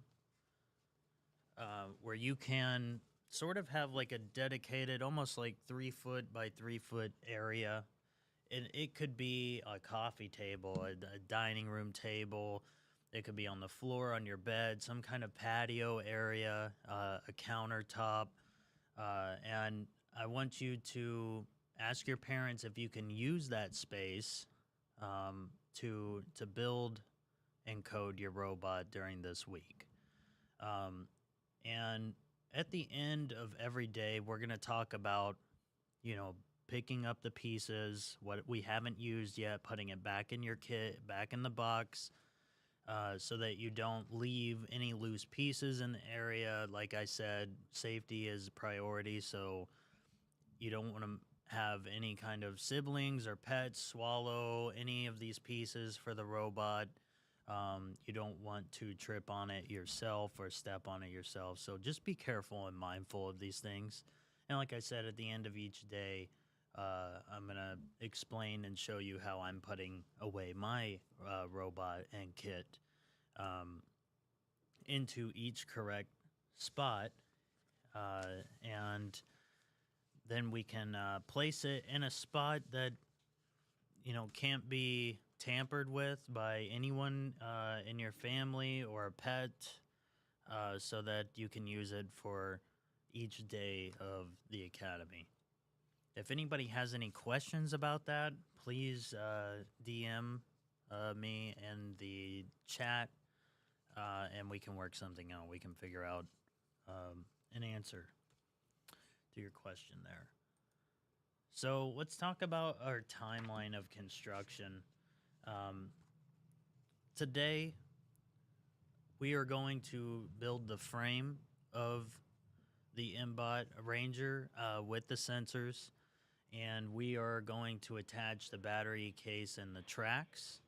The battery case and the tracks may actually be done tomorrow, and also the wires and cables. Today, we're simply using the frame and the sensors is what we're constructing.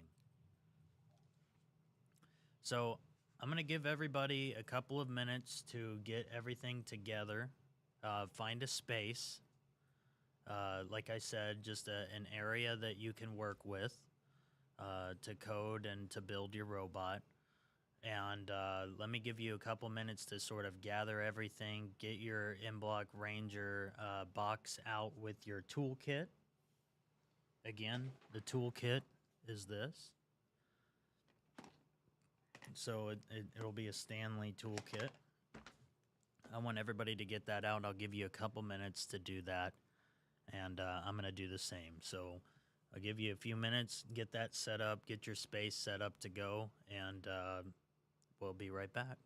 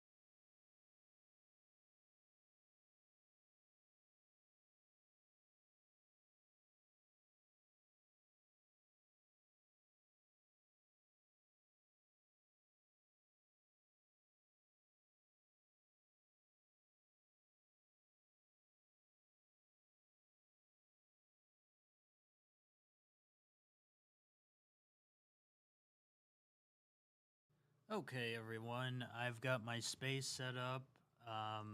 Yeah, thank you, Brandon. Yeah, I appreciate it. I've got my space set up now, and so let's get to building. This is the legend that came in everybody's folder, and use this legend, especially when you're looking at your toolkit. Zoom out. Especially when you're looking at your toolkit here, because one thing that MakeBlock does not do is inform you.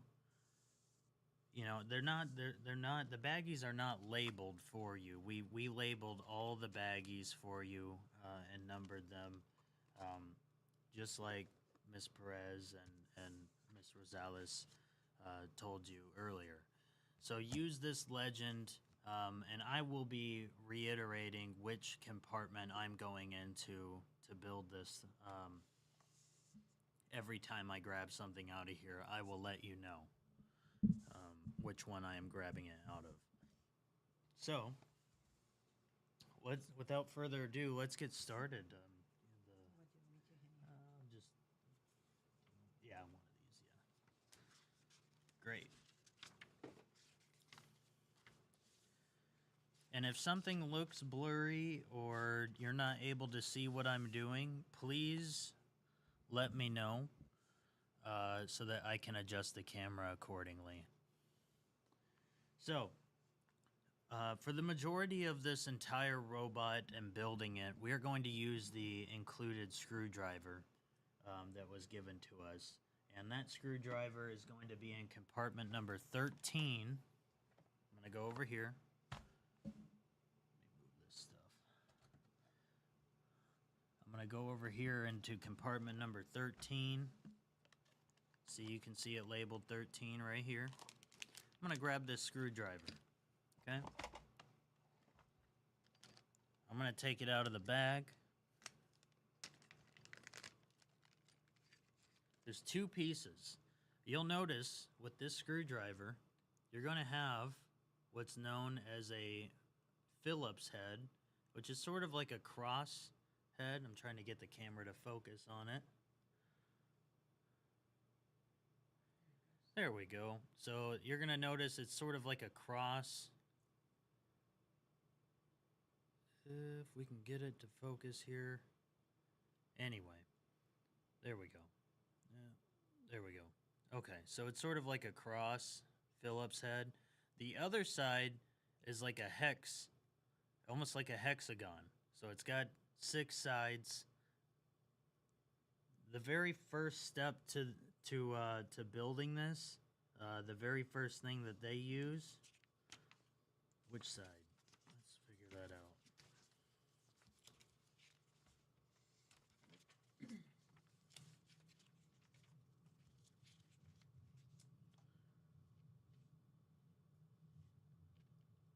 They use the M48, which is which slide? Number 10? Number 10, yes. So the very first they use is the hex side. So you want to plug, you want to make it so that your screwdriver has the hex side ready to be used, not the Phillips side. But anytime you need to switch it between both of them, you just pull that out, flip it over, plug it back in. You will notice a little bit, and in the beginning when we first started using these robots, is sometimes it may get a little bit loose, or it may come out a little bit. You just have to push that in and tighten it a little bit as we go along. Okay. There's nothing wrong with your screwdriver. You just have to tighten it again a little bit. Okay? I'm going to zoom this out. All right. So, very first step. And again, I'm just using the instruction booklet here. It talks to you about the sensors, talks to you about the batteries, what you're going to need. All of that's included. So the very first step is they go into the motors. Well, the motors are going to be in your tool, in the MBOT box. And that's going to be slot number 18 in a little blue box here. So again, you pull it out of the box that the robot came in, out of this box here. Okay. And I pulled this compartment out of there. And the first thing we're working with are the motors. Okay. So these are the motors. Thank you. And there's 2 wires, and those 2 wires that go with the 2 motors are going to be in slot number 12, right? So slot number 12 is this far right compartment right above the battery compartment, slot number 12. I'm going to take these 2 wires here. You can leave these in here for now. I'm going to take these out. I'm just going to untwist these because we're going to plug these right into the motors. And sort of all the extra components, extra baggies and ties, I'm just going to keep those together right over here, just right here. I'm going to take the motors out of the blue box. You should have 2 of them. If you do not have 2 of them, please DM us in the chat. You're going to notice that there's 3 wires. We only need 2 of them. So this 3rd one, I'm going to put back into slot number 12 right here. I'm just going to put it right back in here. Okay? All right. So what the instructions tell us to do is that we need to take the small end, looks like this. We're going to take the small end of the wire, not the large, the small. We're going to plug that in. Now be very careful plugging this in. And that is because there's only one way that this wire goes into this motor. And so if you start to plug it in and you're noticing it's not going into the groove, stop and make sure that you are plugging it in the correct way. It should look like this. Pretty snug in there. And you're going to do the exact same thing for the other motor. Okay, again, so I'm plugging this in the correct way. If I tried plugging it in this way, it's not going to work. And you do not want to hurt the pins or bend them that are in here. Otherwise, your robot will not function properly. And one of the motors will not spin. Okay? So I've done that twice now. Again, if anybody is having any issues, either unmute yourself or type in the chat and let me know.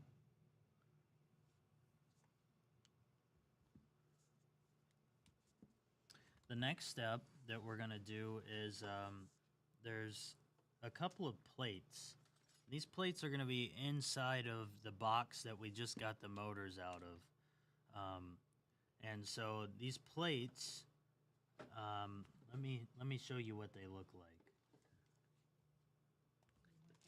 It's baggie number 20 inside of the box that the robot came in. So again, baggie number 20. There you go. I'm going to go in here. There are several plates in here, but I'm really only looking for two of them. Right?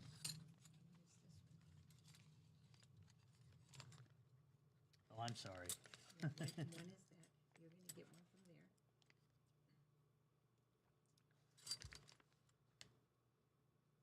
Well, That number one is 2, this so one. it's This in one is there. from there, no?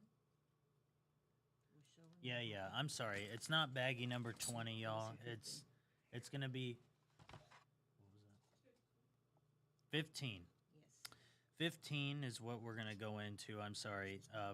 We're gonna go into in the next step. We're gonna go into bag number 20, but in slot number 15 here, we're gonna pull these two plates out, and we're gonna put these back into here for now. That is for step number 3. Okay, so I've got 2. Thank you, William. I'm gonna go ahead and we're gonna basically duplicate the process like we did in the first step, and we're gonna take your motor,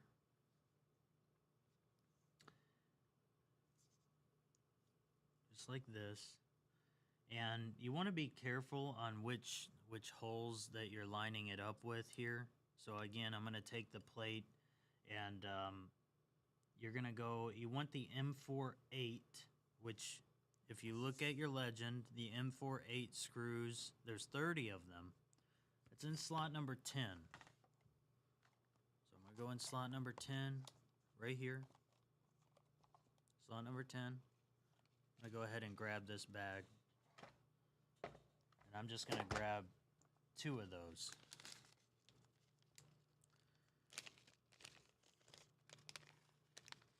Well, technically 4, right?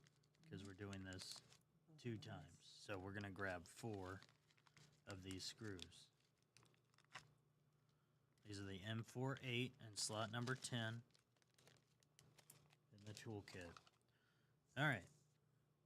So now we have to figure out where these are gonna line up. Now, the first time we built these robots, Miss Perez was the only one that built it correctly. And we had to deconstruct our robots and restart again, and that's what happens sometimes. But you're gonna line it up like this. See how I have, see if I can get this to focus a little bit more. Come on. There we are. Okay. So I'm going to line it up like this. This is how you want this lined up. You've got 2, 1, 2 empty holes. That third one is going to line up where you're going to screw it, the screws in. Now, one of the tricks I have found whenever you're screwing these in, one of the tricks that I have found is don't screw in if the piece that you're putting together to another piece has more than one screw, you're going to want to screw them both in sort of at the same time. You get one started, don't tighten it all the way, then get the other one started and sort of work them both together at the same time, because if you go and you try to screw one in and you tighten it all the way, it doesn't always work with the other component. It doesn't always work with the other side. They don't line up. So I'm going to take these. I've already hand tightened both of them enough. And I'm just tightening them right here. Just like that. And, you don't have to, over tighten these. Just enough to where it's snug, okay?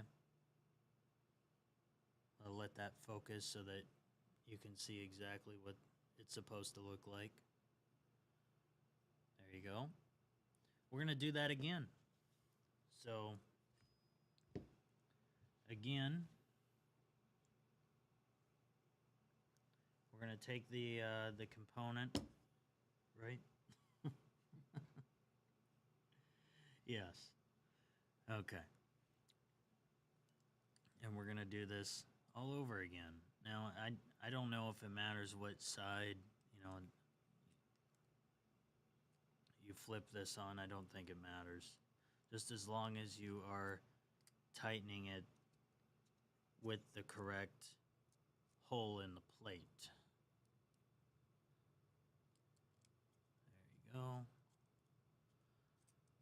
hand tightening these. And if you get ahead of me, that's fine. I would like everybody to stick together, but today we are just going to get to step number 8 on page 22. Is that right? Step 8, I think it was, right? Yes. Okay. Okay. All right. So now, congratulations. You should be right here. Everybody should be right here. If you are not at this step, please DM me or raise your hand. I see a thumbs up from Juan. If everybody wants to give a thumbs up on Zoom, you can do that. But if you are not ready to continue, please let me know. I don't want to move forward without you.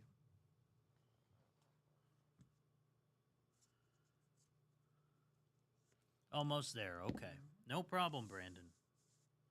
No problem. Take your time. And like I said, you want to make sure that these are snug enough. One of the issues I had when I first built this robot was I was thinking I was going to over tighten it. I didn't tighten it quite enough, and I had some pieces that were loose. So, make sure that they're snug enough to where it's not going to move around, but you don't have to sit there and break your screwdriver or crank on it too hard either. So just enough to where, there's not really any room to pull this apart or do anything.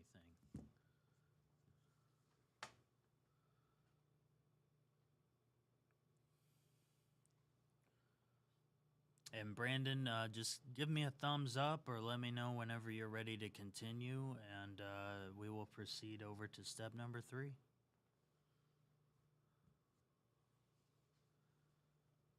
Thank you, Daniel and Benjamin, Noe.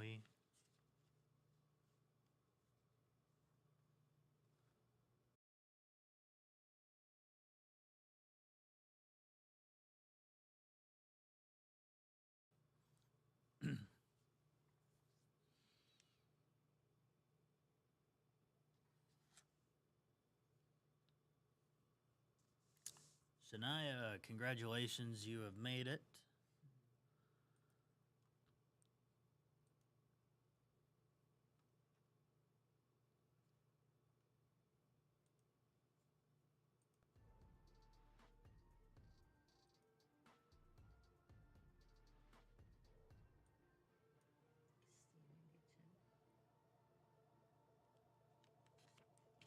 Steven, Logan, sorry I'm having a problem with the wire. No problem, Brandon. Like I said, make sure that you're plugging it in the correct way.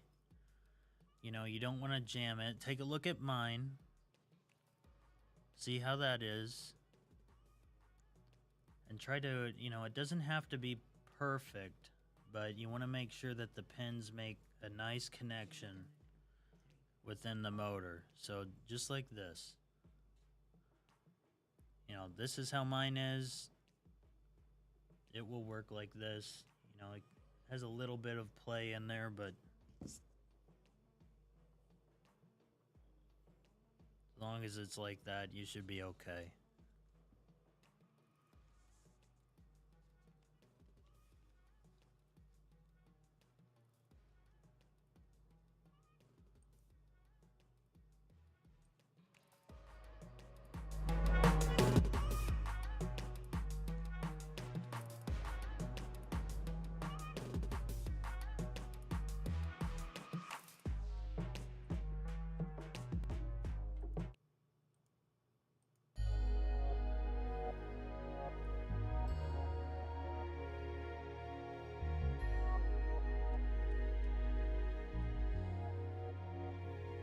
Got it, Brandon? All right, awesome.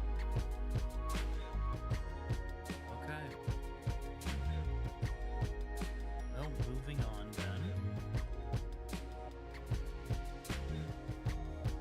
Actually, give me one second.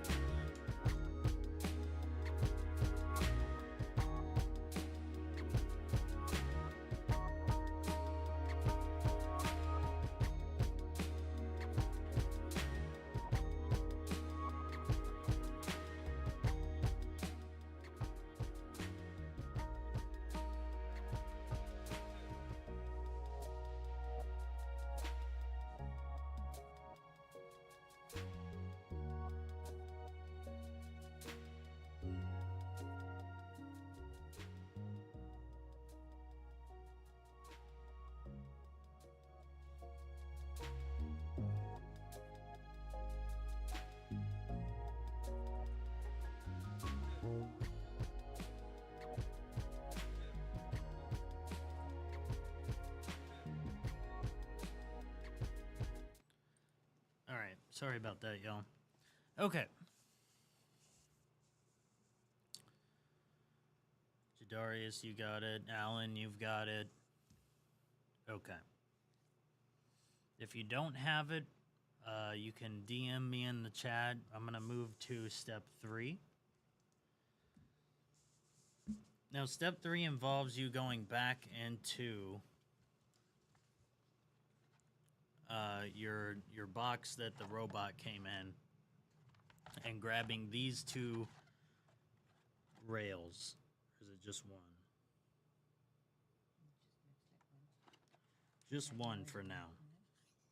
So we're just going to grab one. Again, I'm just going into the box. And I'm grabbing one of these rails here. Okay? I'm also going to go into our baggie. Remember baggie number 20? That has all of our plates in here. And we're actually going to grab one of the, sort of an elbow piece, I would describe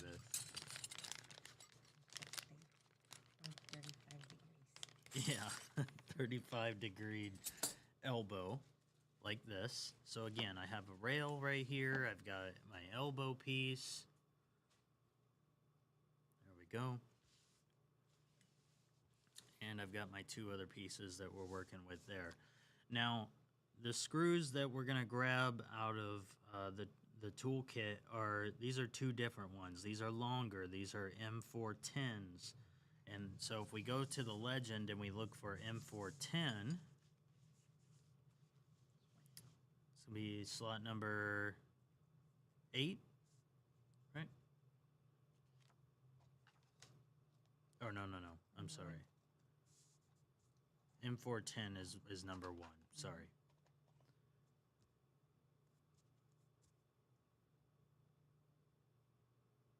Are they the same? 1 and 8? Or do we have a typo there?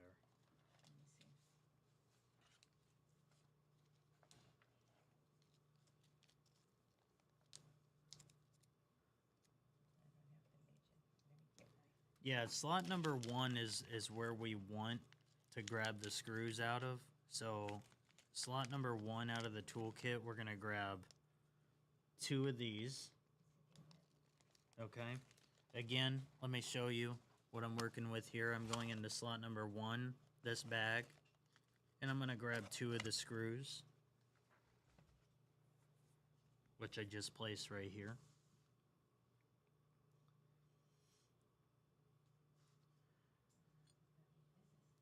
Okay.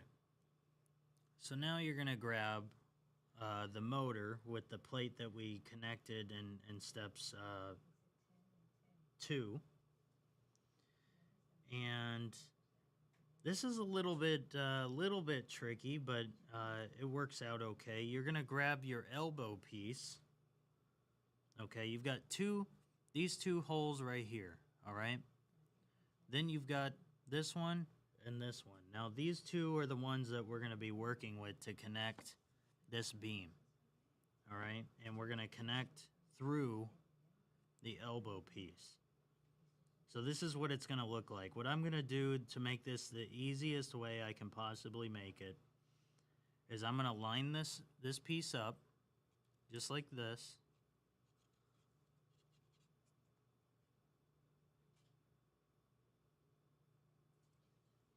And make sure I'm doing it right.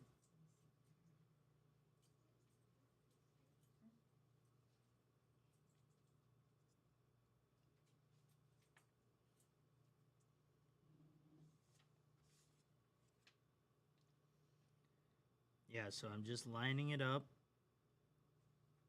It's the, let's see, 1, 2, 3,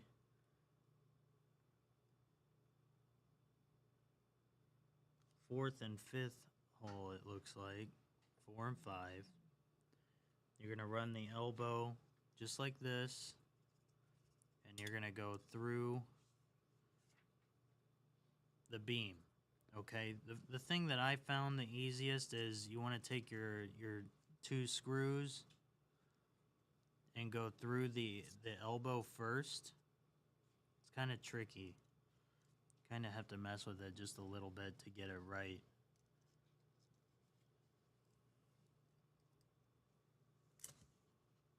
Okay. There we go. Did that one. And now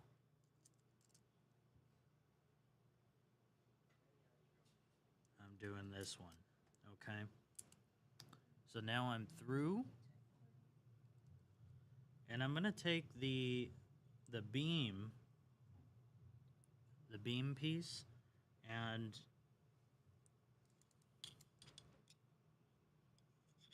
that gets screwed into, well, let me see here because I'm doing this like this. This is how it's supposed to be. Slot 8 is the M2.512. I gotcha. So Shania got it. Did you get that? The slot number 8 is the M2.512. Okay. Yeah. Yeah, so we just have a typo on there. We'll fix it and fix it with the e-handbook, but thank you, Shania. What slot is the M410? The M410 is slot number 1, Virginia.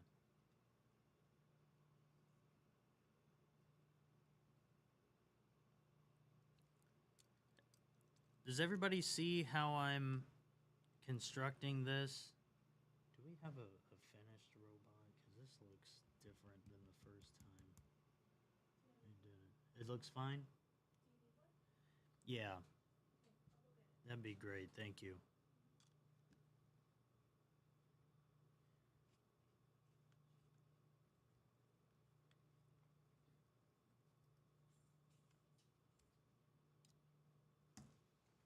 She need my key. I don't know if she needs that.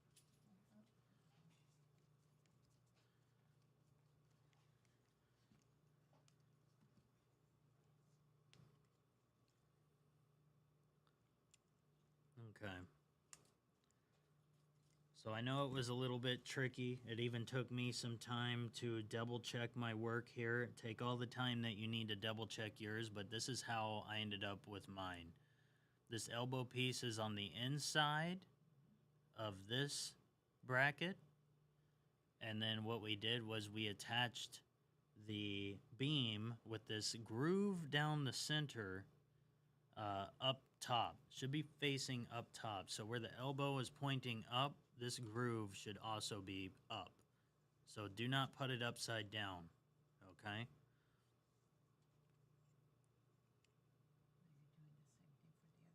Yeah, and then we'll do the same thing for the other side.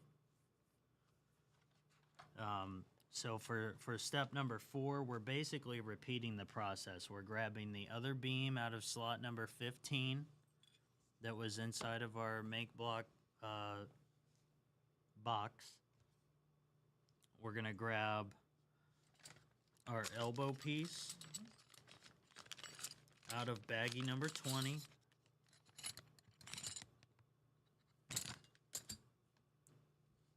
Okay.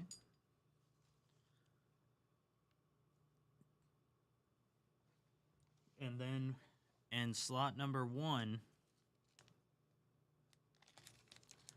we're gonna grab 2 more screws. Slot number 1 in the toolbox, okay? Those are the M410. Okay, got my 2 screws, got the elbow piece, got the other bracket. What we're gonna do is attach it to the other side now, okay? So same process, all right? This bracket gets put on at the front, so we're gonna wait on that bracket until we attach this.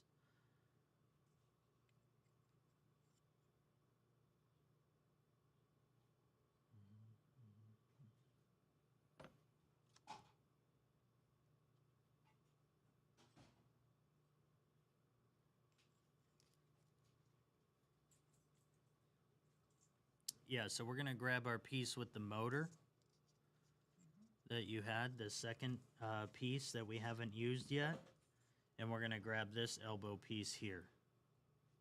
Okay, same process. You want this elbow piece to be on the inside.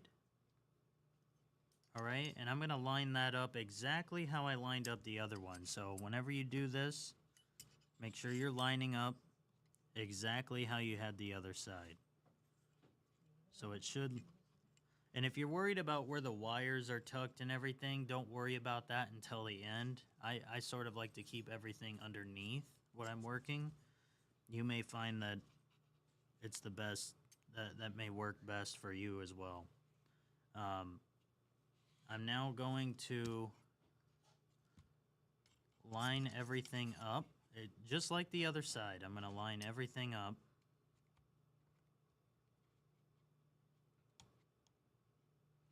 And some of the wires may interfere with each other with the motor. It's okay to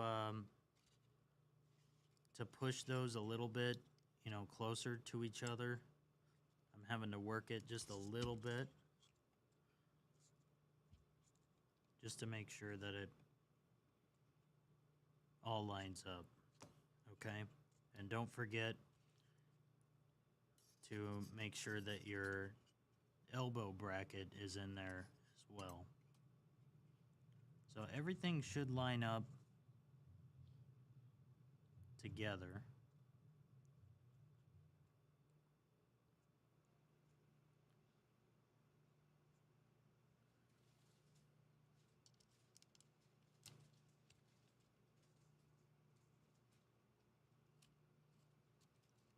Again, I'm just taking one screw and I am hand tightening it before I tighten everything down.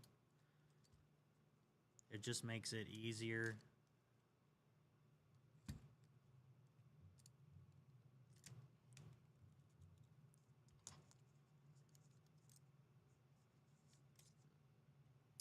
And you may have some trouble, like I am a little bit. So you just got to make sure you take your time, line everything up right.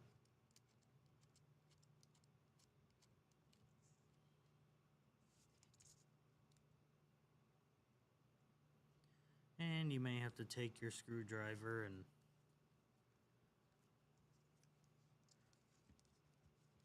sort of tighten that way down. Now what I'm trying to do here is I'm not trying to leave too much of a gap between the plates.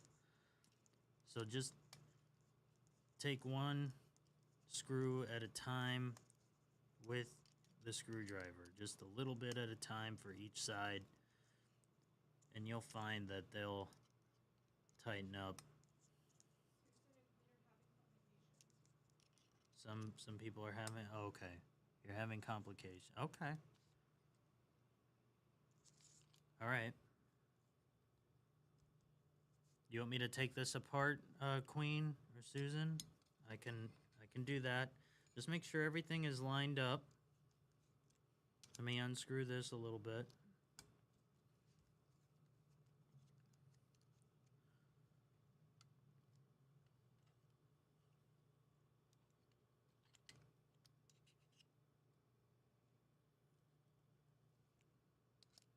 And I'm just tightening it up a little bit here.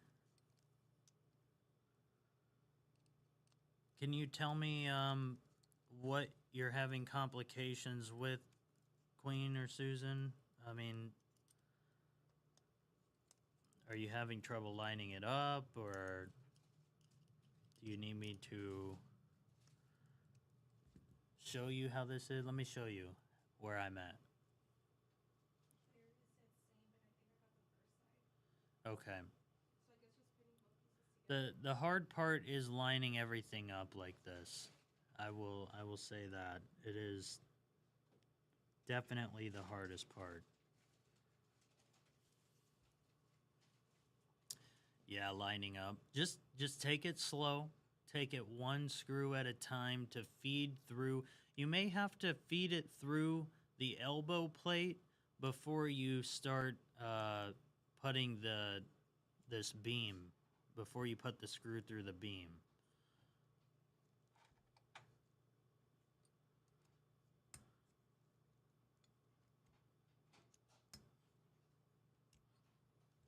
even I was having trouble with that just now. I mean, some of it lines up better than others, so you know, you may just take your screwdriver and line it up. Yeah, I would not have any like large gaps between the plates. So if that occurs, unscrew it and just work one screw at a time until that gap sort of disappears.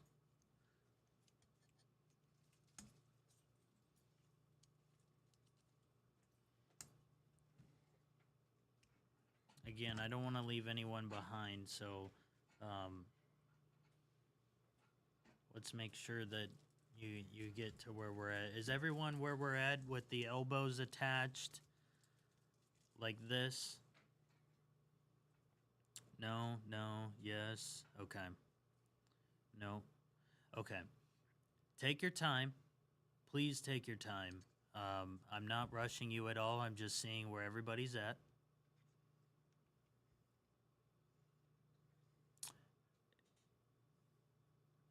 Like Miss Rosales just said, if you tighten one side completely, it's difficult to line up the other screw. So that's why, you know, that's why I'm emphasizing hand tighten them if you can. If you cannot hand tighten them, tighten one down like just a little bit, then move to the other one and tighten that one down, and then move back to this one and tighten that one down, and keep going back and forth.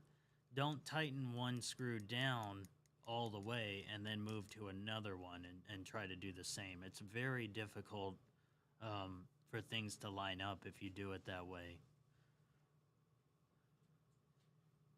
And let that be a sort of a life lesson, because it's not just with building this. I will say with the majority of things that you're going to be working with, if you're working with tools or, you know, tightening something down, tighten all the screws sort of at the same time. Don't tighten one down all the way and then try to do the same thing. It's very hard with anything that you're working with.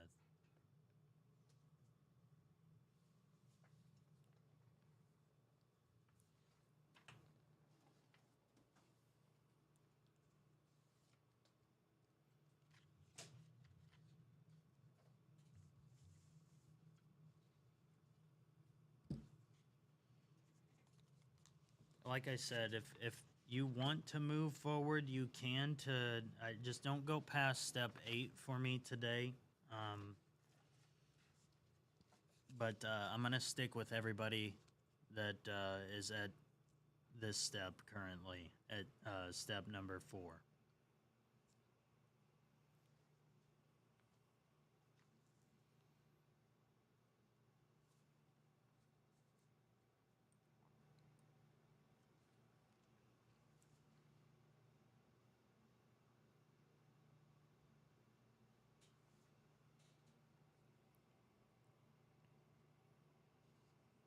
Steven, you got it?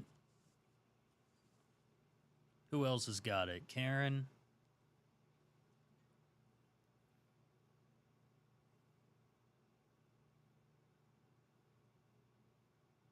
Cindy, did you get it?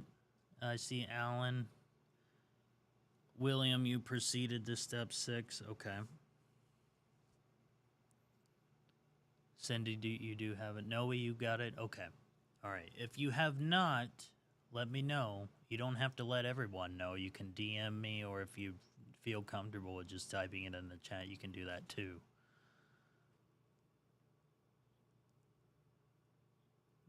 You want to verify what screw we were supposed to use for the first step?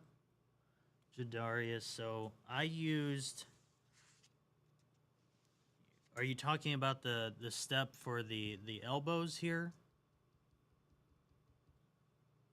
Like these screws right here? Shania, you got it? Fantastic. Okay.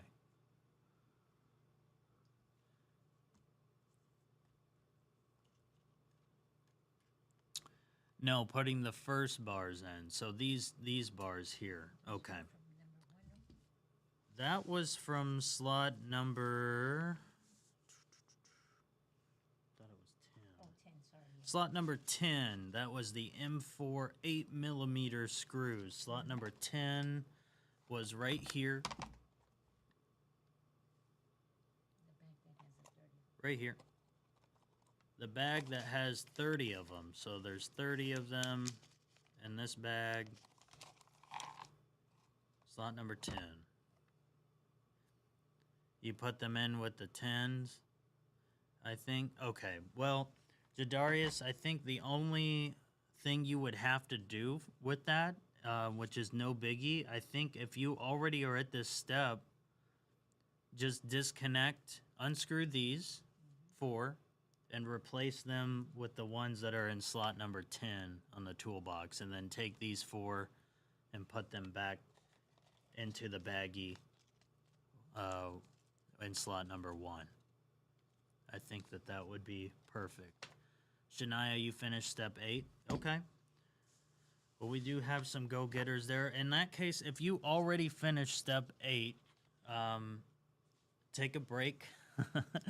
I would like everybody to be at the same spot by tomorrow, and there's some things I do want to talk with everybody before we let you go today. But you can take a break, or just have me on in the background until I get to step number 8 with everybody.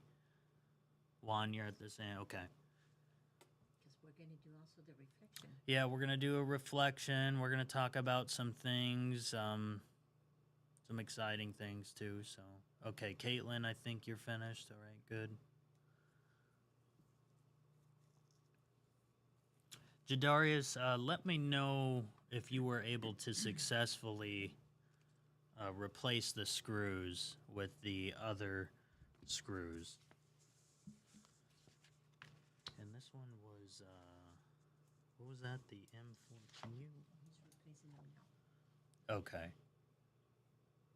I can move on, okay, okay. Can you write the correct one there for me? No, it's no problem. Things happen. Things happen. Okay. So slot number 5 is the M48 screws.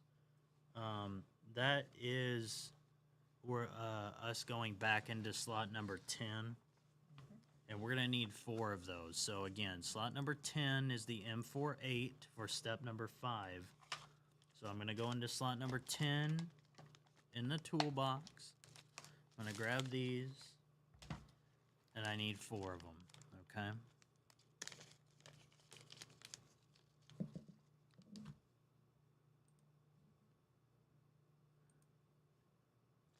Okay.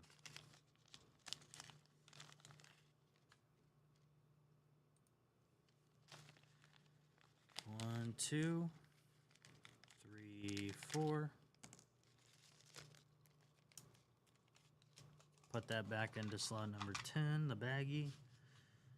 And then we're going to have this, remember the second beam here? This is what we're going to attach. Now we want this facing forward. So whenever I have this facing towards me with the elbows facing up, they're going to go in just like this.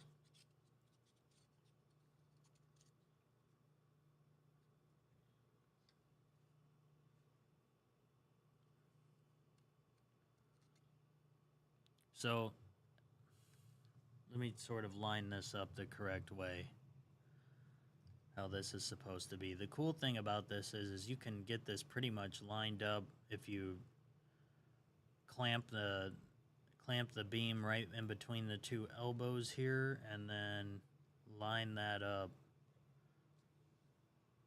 See if I can show you how that looks. Let's see if I can get more light in here.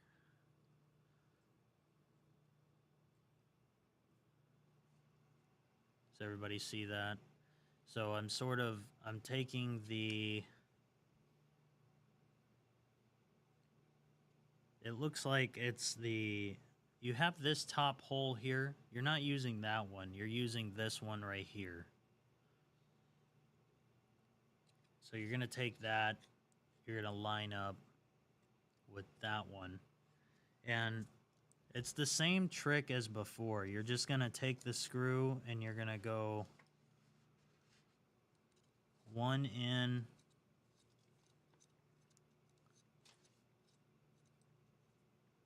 like that. And then honestly, what I find the easiest is to go over to the other side, flip it over, and line that up and do the same thing. Maybe you go in, you know, with the bottom one here. Let's see.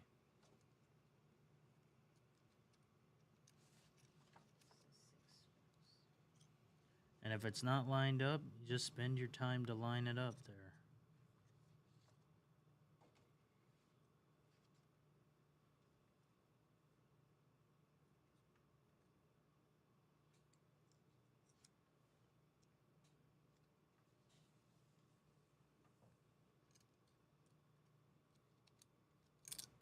Oop, be careful.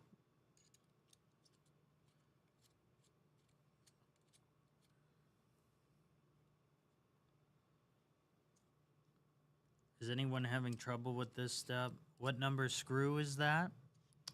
This is the M48, which you will find in slot number 10 on the toolkit.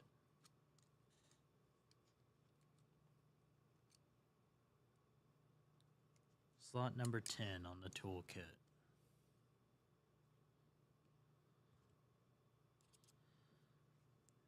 See, I'm having a little bit of trouble myself, but you just kind of, I'm not going to screw this in all the way. I'm just going to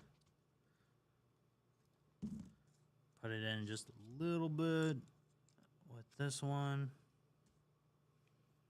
And I'm sort of just tightening them in. May have to loosen other ones that you've tightened just a little bit.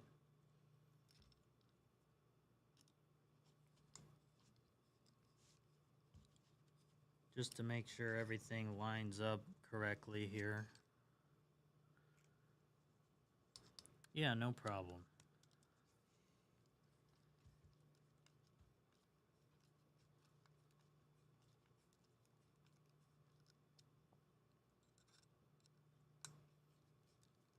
Hopefully everybody sees what I'm doing here. Just getting this beam in place.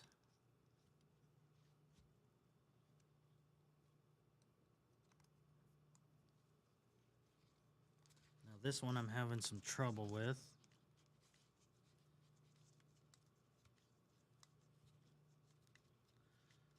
But it is working.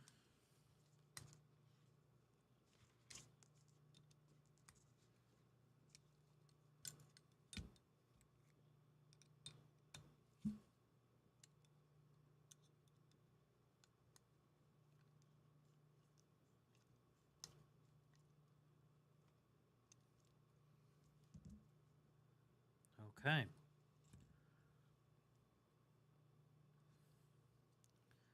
Show y'all what I'm working with here.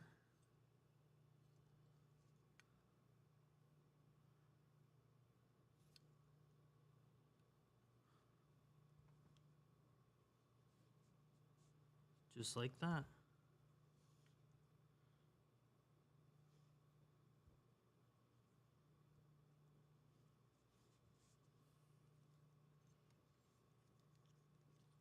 Everyone doing okay? Is anyone having an issue with this step? Did everyone make it to this step through step 5? The sides? Absolutely. There you go, Caitlin.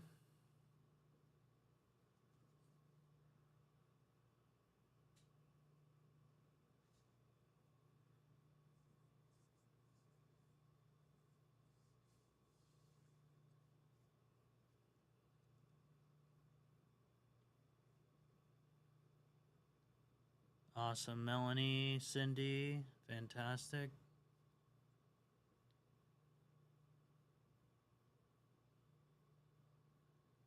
Where is the 2.5 12 screw? So William, that screw is actually number 8. Number 8, if you go in and you mark on your legend, this one right here, this is actually the 2.5 12 millimeter. Okay. There's 6 of them right here. So we'll change that real quick. There's 6 of them. We'll make sure to update the legend for y'all, and we'll put that into the to the Padlet. But for right now, if you just want to mark it down, if you have a pen or pencil, this is the slot number 8 in the toolbox, which is right here. The ones that have the blue on it, basically, those are the M2.5, or those are, yeah, the M2.5 12 millimeter. There's 6 of them in here. Okay. All right. Let's see what else we have going on. Caitlin, you screwed them in wrong. Caitlin, can you let me know how you? Do you mean you used the wrong spot to screw them in? It's okay if you did. I mean, I've done the same thing. Just make sure that they are. You got it? Okay, excellent. Excellent. Okay. There we go. So yeah, you want it to look like this. You didn't see it and got lost, but you got it now, right, William? See, Jadarius is good. Noe's good. Alan. Okay. All right. Thank you, William. Awesome. Okay. And it's because it has too many different little holes. Yeah, there's, you can get confused so easily. I mean, it is, and it has happened. It happened to us. It happened to me and Myra. Ms. Rosales at first. Ms. Perez was the only one that got it right the first time. What's that, Myra? I don't know. Like, sorry, guys. Yeah. So, moving on to step number 6. This is where we actually start to attach some of the wheels. Slot number 6, you're going to use the smaller wheels. Let me show you how this works. So the smaller wheels, if you go into slot number 9 in your toolbox, right here, slot number 9 has all these wheels in it. What I'm going to do is I'm going to grab 2 of the wheels, but you're going to want to make sure they have this little stub on it right here. Okay? Everybody see that?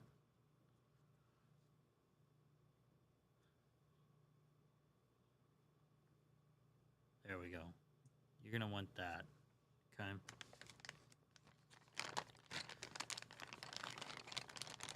You're going to grab 2 of those.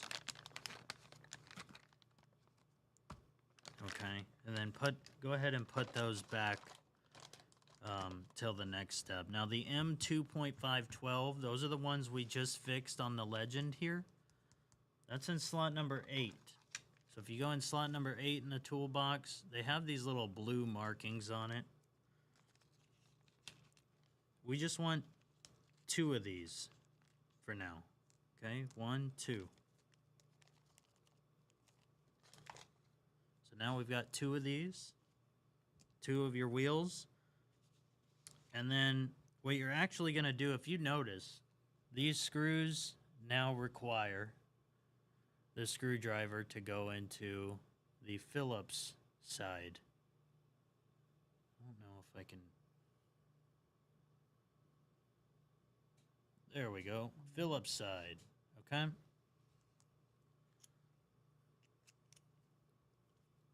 So I flip the screwdriver over, and now my next step I'm going to do is I'm going to put this on its side here so that I can now take the wheel with this stub. I'm going to press that onto the motor, okay?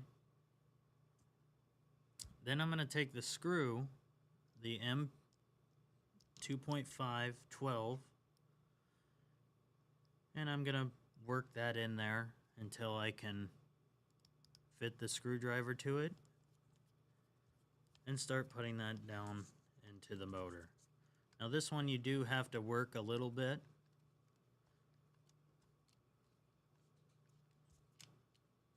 I would make sure that you at least get it snug. You don't want to over tighten this one at all because you're screwing directly into the motor. You do not want to damage the motor. Remember that, okay? So once you start to feel it snug, stop right there, okay? Because it will turn the motor. I don't know if y'all hear that,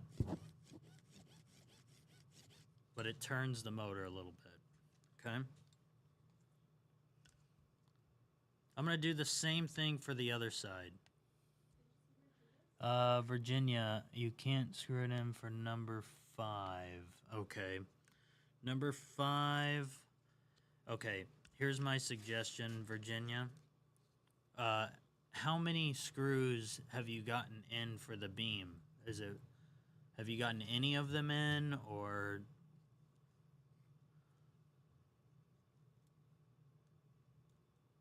If it's giving you trouble, I would suggest loosening. Loosening them up a little bit, all at the same time, and then screwing it in again. 3, but okay, so here's the solution then, Virginia. Loosen up the other 3, and then put the 4th one in, and then kind of tighten them all at the same time together. You don't have to loosen all 3 all the way out, but loosen them enough to where the beam gets a little bit loose, and then tighten them all at the same time. Let me know if that works, Virginia.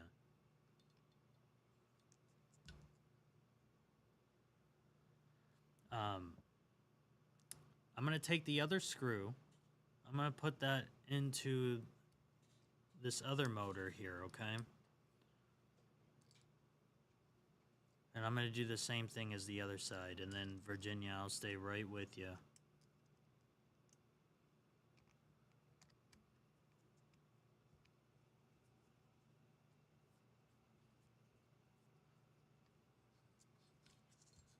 Just kind of tighten this up a little bit.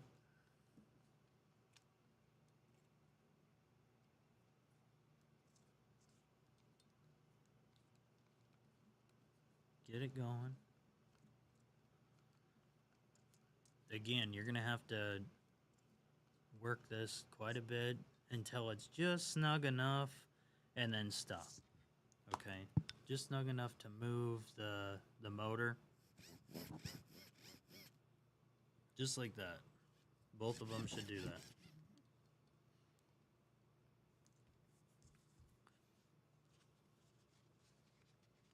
Take your time, Virginia. Don't rush.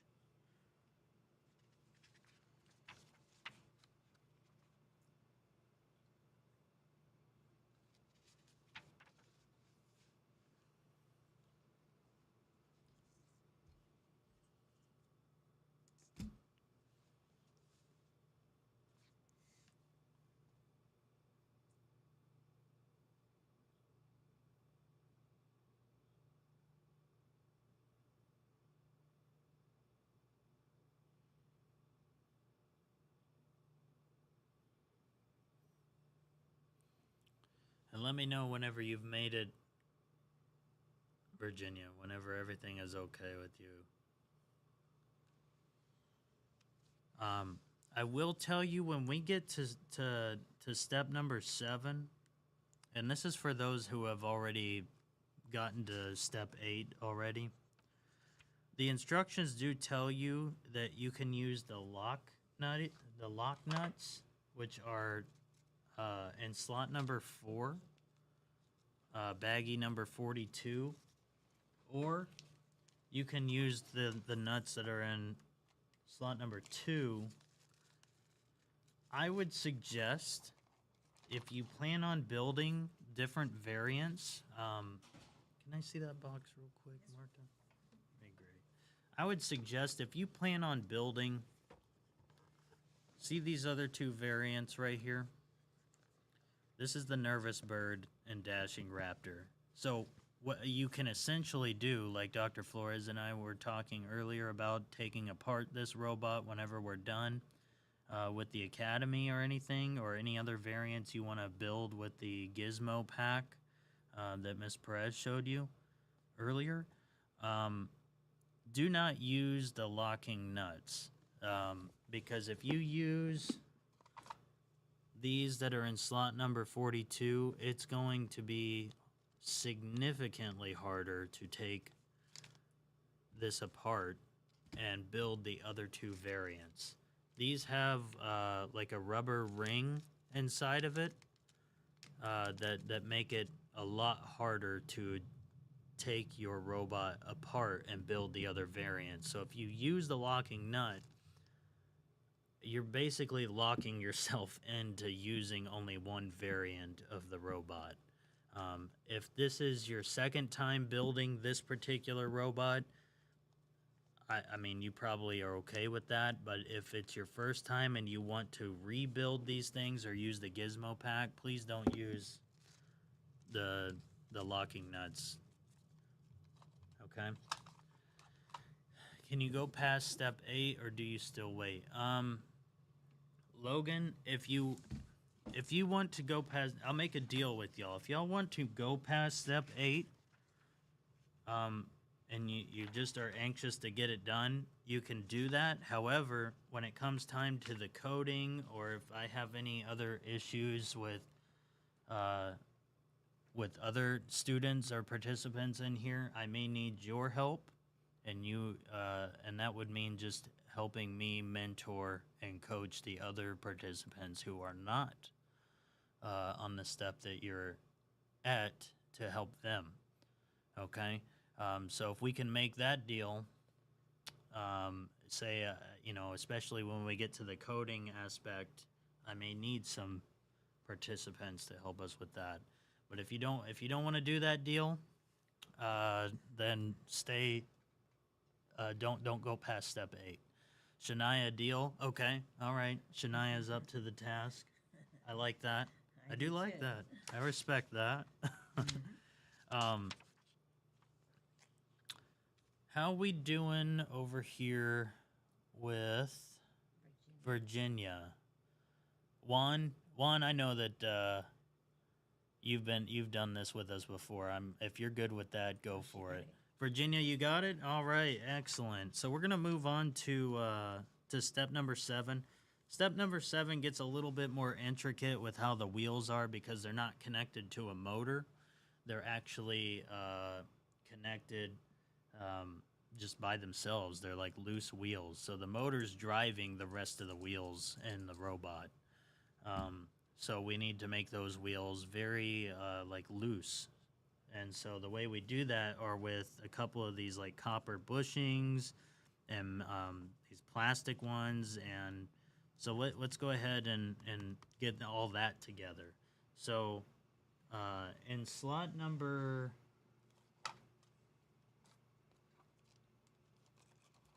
11, in slot number 11 in your toolbox right here, slot number 11, you're going to find some plastic, what do they call these? Plastic spacers. Okay.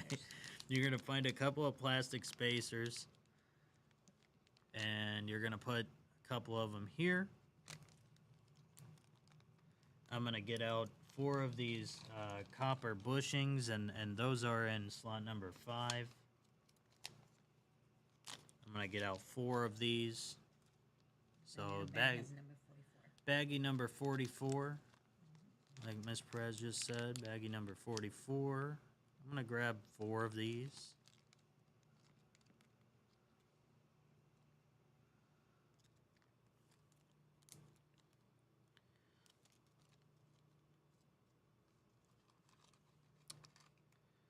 And then we're also going to grab, if you go into slot number 2, you're going to find the M4 nut. And these are I'm going to use the non-locking ones, okay? the non-locking ones. These are the thinner ones. I just need 2 of these. It's all good, Logan. Okay. And then the last thing I need are a couple of the wheels. So you go into slot number 9 in the toolbox. And these do not have like the little stub things because these are loose.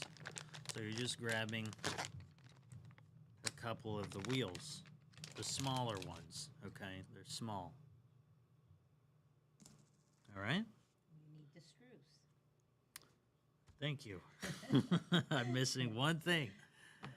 Or 2 things. 2 screws. And those are the M425s. The M425s are going to be number 7. So number 7, they're the long ones. Okay? I need 2 of these.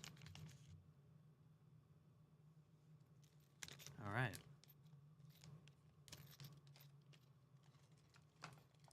So now that I've got everything together, it's time to put it all together. So let's grab your robot skeleton frame, and they're using the hole that is right here. See this middle one? So you've got a line of 3, and then this larger one, and then this one right in the middle. We're going to use this middle one right here. Okay? And so the trick with this is you're going to take your wheel, you're going to put a copper, like bushing, or what do they call it? Yeah, a copper bush. And you're going to put one right in there, just like that. Make sure it doesn't fall out. And at the same time, I'm going to take the screw, I'm going to put that through right here, just like that. And I'm going to hold that, because I'm going to take another one of these, and I'm going to do the same thing on this side. Okay? Everyone see that? So you've got one like that and like that. Okay? Then you take a plastic spacer and you slide that on, just like that. Okay? So you have a little piece of the screw still there. It's just enough for you to be able to put through this middle hole right here. Once you do that, you want to hold it all together. Hold it so it doesn't fall out, because what you're going to do is take the nut and you're going to tighten it. See, I got somebody in the waiting room. Let's get Tyrese. There we go. Okay, so you're going to want to work this so that you tighten this just enough. What I would do is hand tighten it, and then flip your screwdriver to the hex side, and then in slot number 13 right here, it came with a little wrench. And this little wrench helps a lot with tightening things. So see how it's kind of hard to hand tighten? Now if I took a screwdriver with the hex side and I start doing that, it's going to turn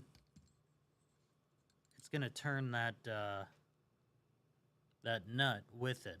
So it's not really doing anything. It's not tightening it like any further. But the way to get it tightened is you want to take your wrench, and if you put that around the nut like this,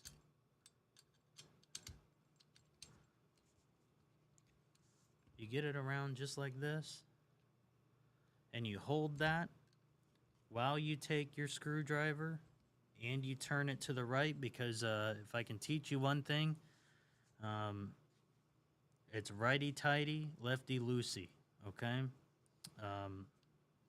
And if you just take your wrench, you can sort of push that in the opposite direction that you're turning the screwdriver, and that really tightens it down.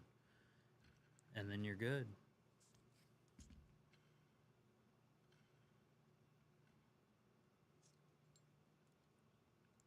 Okay, that really helps to tighten that one down. And I will say, getting these wheels tightened is so important because this is a finished robot. See how this track wraps around these wheels? There's a lot of tension here. You want to make sure that the wheel, all the wheels we're attaching are tightened down enough. And so you want to use that wrench and screwdriver technique due to the tension of the track. Because I would tell you, when it comes time to put the track on the wheels, you're going to have to stretch it a bit. It takes a little bit of elbow grease, so you got to make sure that these wheels are tightened on there just well enough, okay? Tyrese, how do you do that? Let me show you. I took my wrench and see the bigger side of the wrench? I connected that right here, just like this. Okay?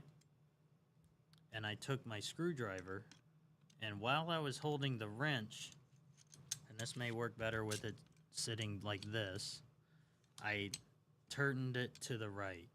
Okay? Let me see if I can focus this.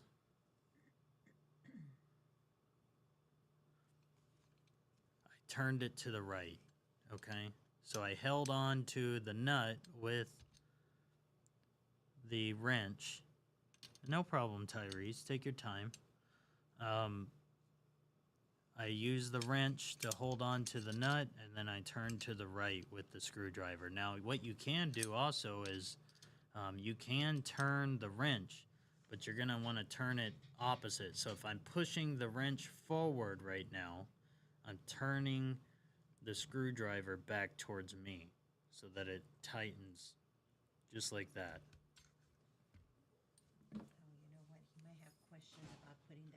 Oh, how do you get the frame? Oh, you just joined like the whole thing. Okay, Tyrese.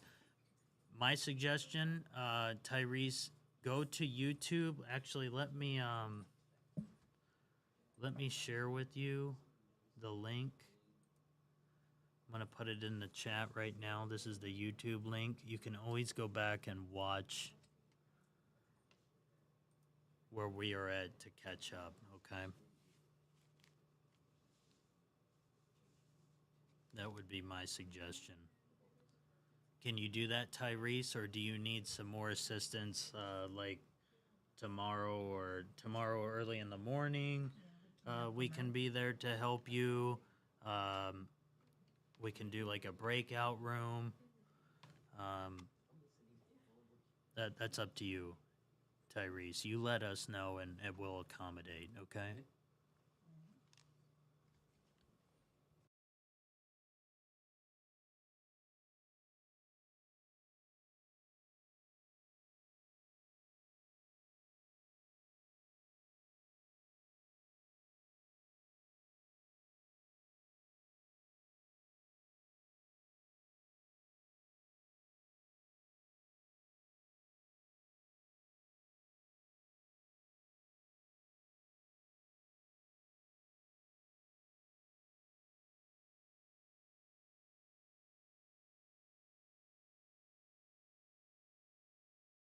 You'll try the video, Tyrese? Okay. Well, if the video doesn't assist you getting to where we are at by the end of today, then we will assist you tomorrow, okay? I don't want you to feel like you've been left behind or anything. But follow along with the video, and if that doesn't assist you, email us, send us a direct message, let us know, okay? All right, so now that we've gotten the other wheel on, we've got the third wheel on, we're going to do the exact same thing to the other side. So again, you want to take your wheel,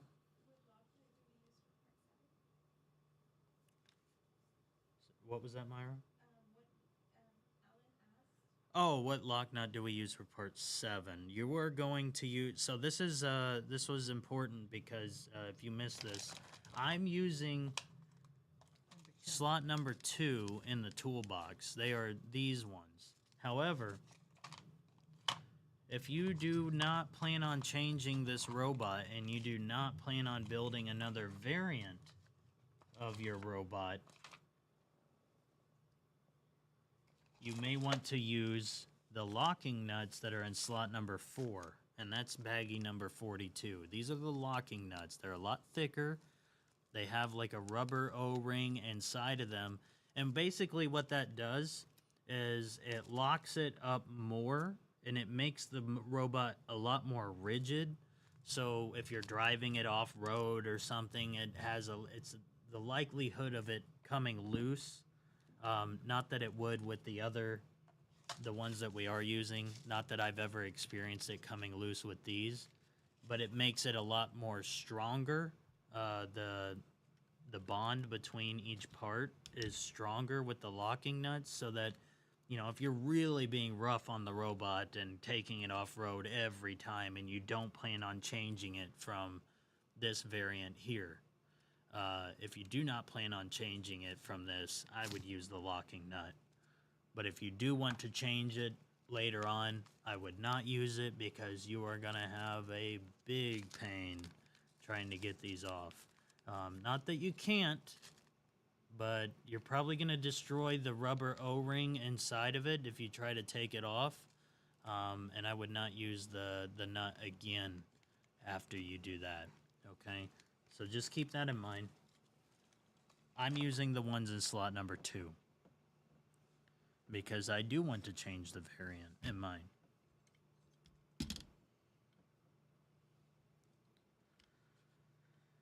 Okay, so same setup as before. I'm gonna take the wheel and I'm gonna put a copper bushing on one side, thread the screw through, and this screw is the M425 that I found in slot number 7.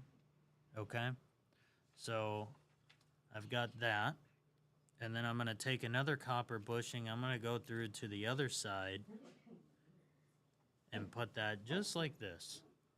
Just like the other one. And then I'm going to put the plastic spacer right here. So a little bit of the screw is poking out so that I can go straight to the middle hole right here. And just go like that. Okay? Then I'm going to take nut, hand tighten that before I start to grab my screwdriver, and then wrench, and do the same thing as I done before. So I'm gonna righty tighty, and then take the wrench, and at the same time I'm tightening the screw, I'm kind of pulling the wrench towards me so that I get a nice tight bond between the wheel and the frame. Okay? So I've got these two on. Can I get a thumbs up? Or is everybody in the same spot? Everybody just working on the same area?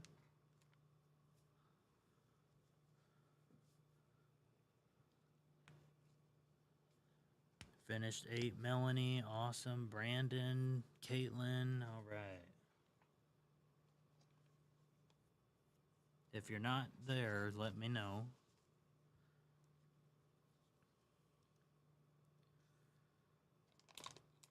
Now, step number 8, you're just attaching the last 2 of the small wheels. The big wheels actually don't get used on this variant.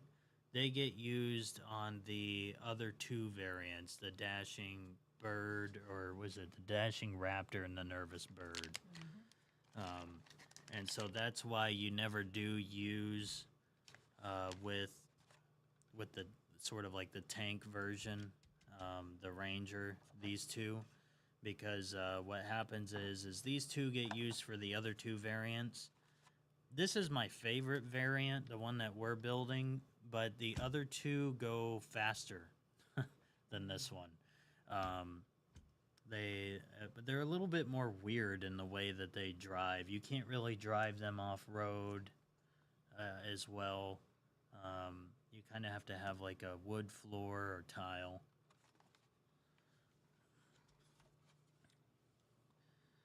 Finish, Brandon, Cindy, Caitlin, Jadarius. You're done. Step 8. Okay. All right. Well, moving on to step 8. I'm gonna grab these 2 wheels.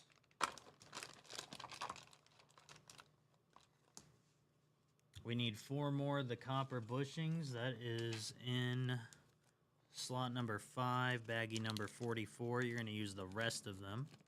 So there's gonna be nothing left in that bag.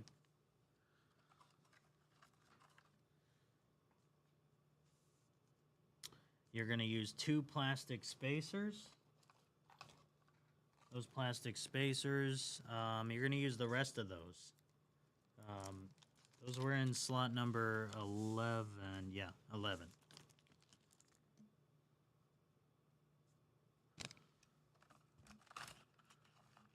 You have to go. Okay, yeah. We'll see you tomorrow, Jadarius. Thank you for joining us. We'll see you tomorrow.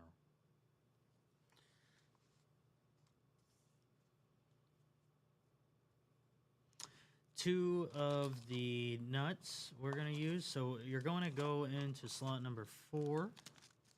Or no, I'm sorry. Number 2.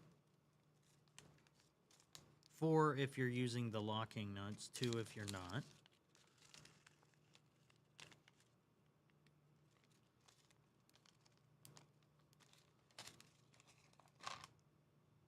And you see the hole at the right here? That's the one that you're going to put the 5th and 6th wheel on, okay? So just like before, you're taking the copper bushing. You are going to thread it's the M425, which is in slot number 7. You're going to you need 2 of those, so I'm sorry I didn't grab the screws again. So you need 2 of those, and then you're just gonna thread that just like we did before. Just like we did. Is that it for today? Yes, Melanie. We were going to wrap up, but if you have to go, that's okay. But we'll see you at the same time tomorrow, which will be at noon, 12 p.m.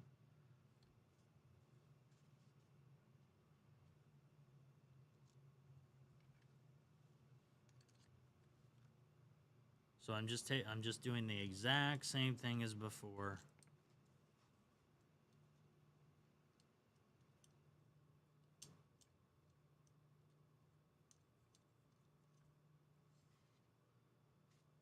Just gonna tighten that.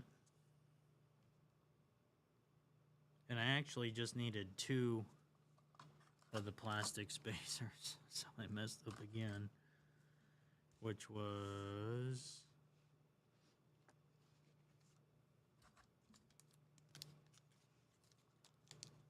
that was in spot number 11, so I'll put the plastic spacers back in the bag.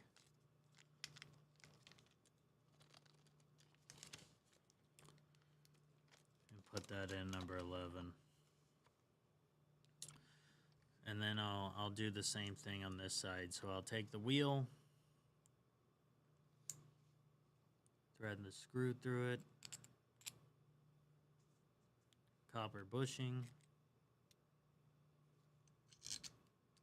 I'm sorry, and then the plastic spacer, just like that. And then what I'll do is I'll take the wrench and the screwdriver and tighten them both up at the same time.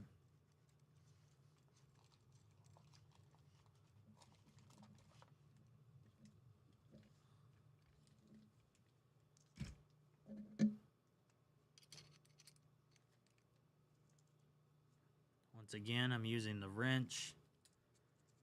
Righty-tighty, tightening those up just enough. Same thing on this side.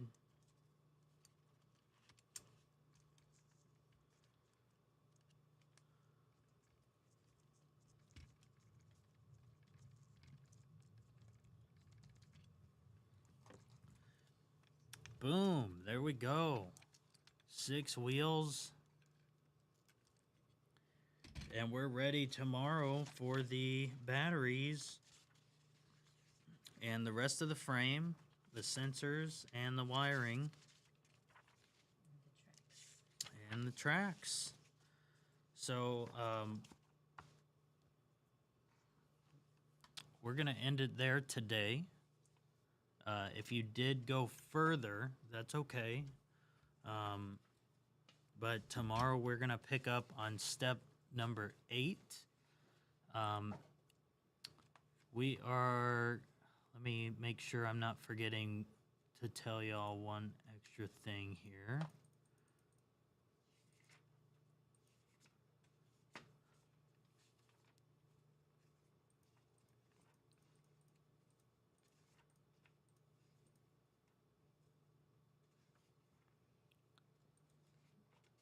So, a little bit of reflection, y'all. If you want to, let's see, Brandon, gotta go. Okay, that's all right, Brandon.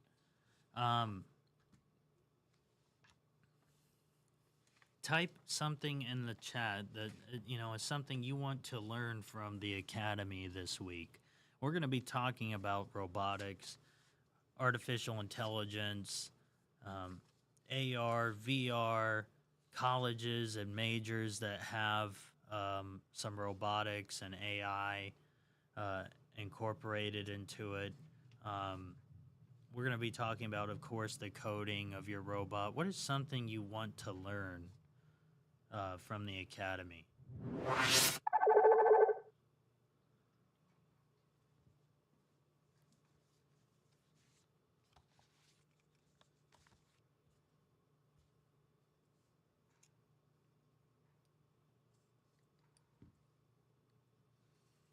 And then while we're doing that, I want to explain how I'm putting everything back up into the toolbox. Now, my wrench was in slot number 13. I'm going to put that in slot number 13 in the box over here.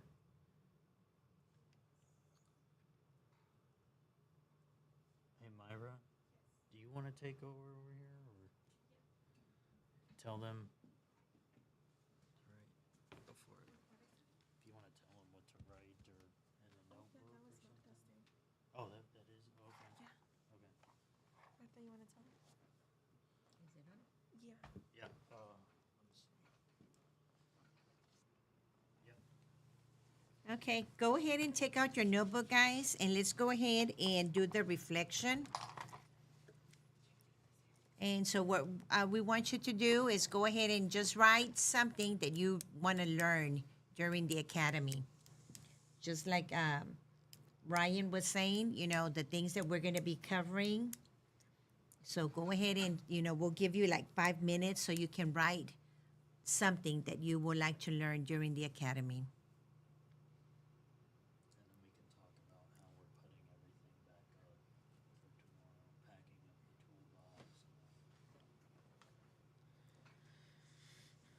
the toolbox.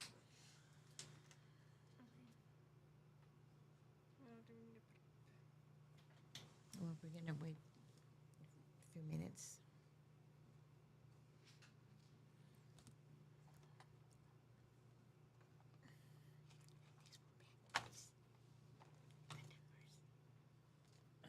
I just switched them according to the legend. So Alan wants to learn about colleges related to career choices and more about robotics in general. We have something in the presentation, right, over that for, was it tomorrow or Wednesday? Wednesday. Colleges No, is I think it's tomorrow. yeah. We're covering some things tomorrow and then some Wednesday. Oh, AI tomorrow, and then college is on Wednesday. Yes, William, go ahead and write it in your notebook. Yes.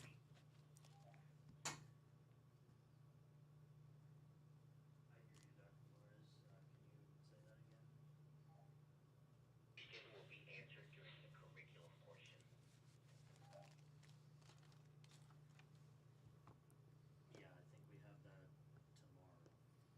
tomorrow. Tomorrow's AI. Yeah, tomorrow's AI. Mm-hmm.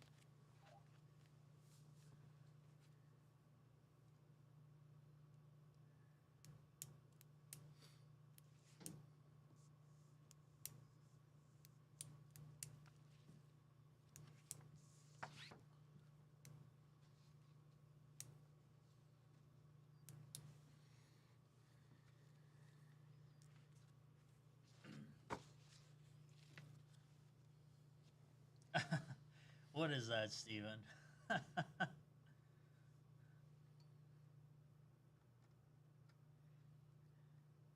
You want to do your third robot?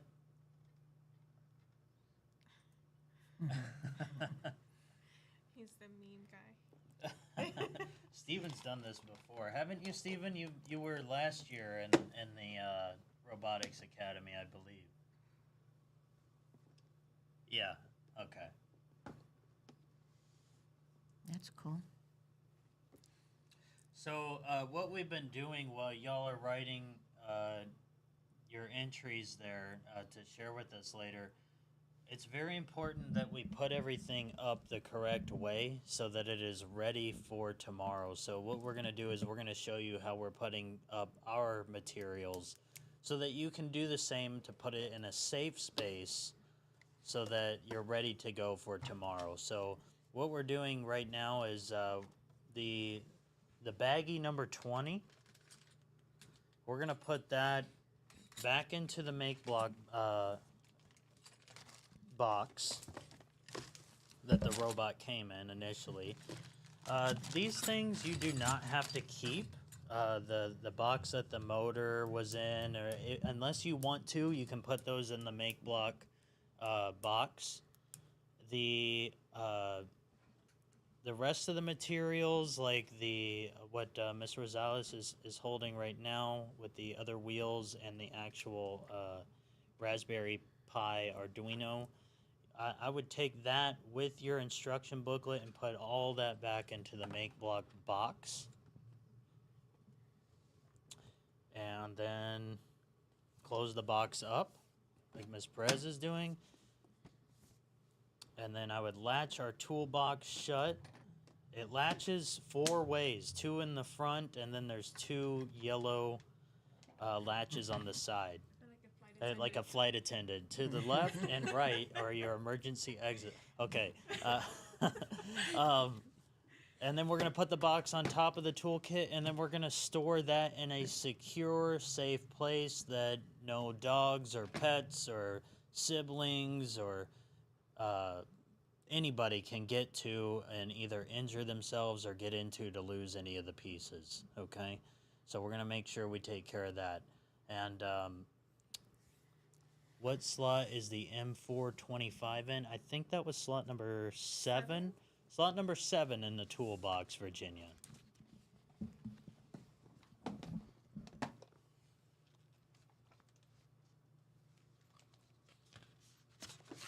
Which are these, right? The long ones? Yeah, the long. Oh, wait. Yeah. 25 millimeter. Yeah. It's okay, Shania. Okay, so has everybody written down something that they want to learn from the academy? Do you all want them to share it, or? If they want to. And if you want to share something that you've learned from the academy, let us know. If you can either unmute your mic and tell us, or you can write it in the chat. Melanie wants to learn more about coding. So does Steven. Yeah, Steven too. Awesome. So we're gonna do all of that starting. When is it? Tomorrow? Wednesday. Wednesday we will start doing a lot of coding. Real life situations. Real life situations, Caitlin. So like soft skills, basically, Caitlin, or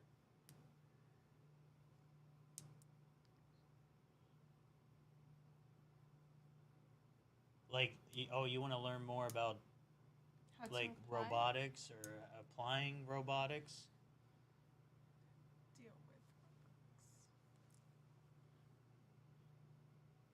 Things that deal with robotics. Mm. Okay. Yeah, yeah, yeah. We've got some really cool things to share with y'all Yes. about dealing with robotics in real life. Yeah, for sure, Melanie. Yeah. Okay. What was our next thing here?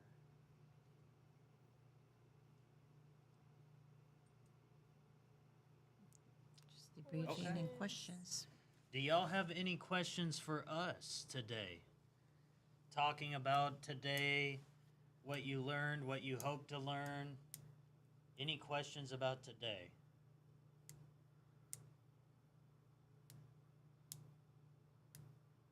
what the coding behind AI looks like. Okay. Yeah, we've got some. Definitely stay around for our presentations that we are having throughout the week. Definitely stick around to learn more about the coding, how AI can benefit you. There's so many cool things that I learned myself whenever we were putting together these presentations. Like, I want to share with y'all some of the programs that we've learned, that I've learned. Just things that can help you as a student and just in general in real life with AI. What some of the colleges offer to you as a student coding in Python. Yeah, we definitely have some colleges that we put together, like a list of some of the colleges that are out there that deal with coding, that are heavily involved right now, and like artificial intelligence, virtual reality, augmented reality, what that looks like. The coding behind AI is something really cool too. What Noe just said. Yeah. A lot of the stuff. There's some links in the Padlet as well. Yeah, there's some links if you find it in our e-handbook, the Padlet, Ms. Rosales put together with Ms. Perez. Definitely check out the Padlet, what's And in there. I was looking at the agenda, and tomorrow we're going to be doing the discussion about coding and AI. Yeah, Yes. we can talk a lot more in depth about that then. What colleges offer for C#? Okay.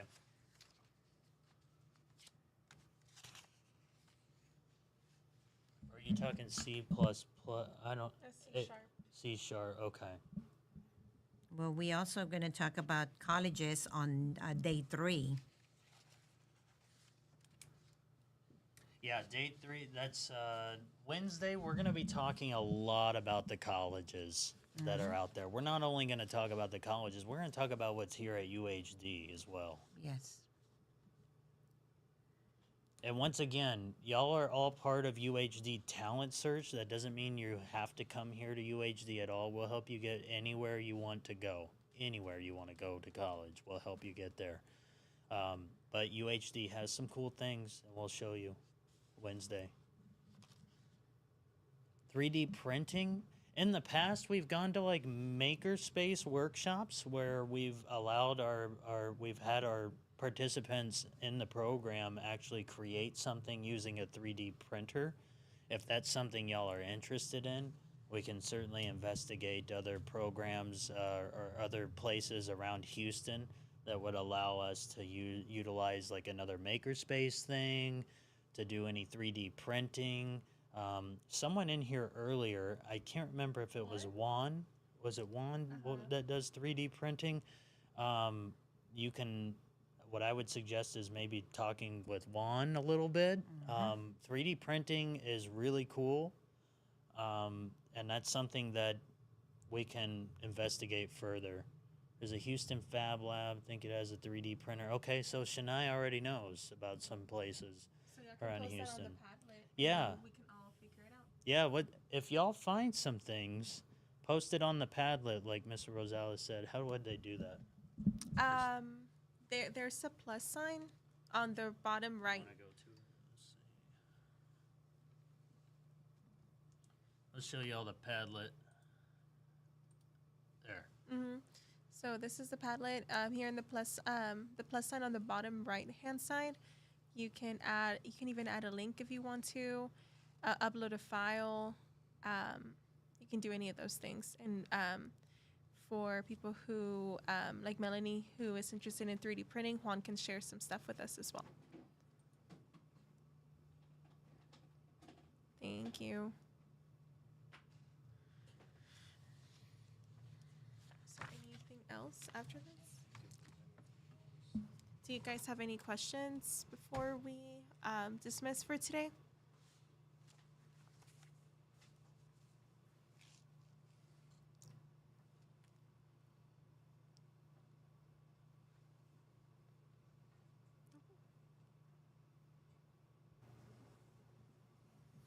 I don't think there's any other No other questions? No?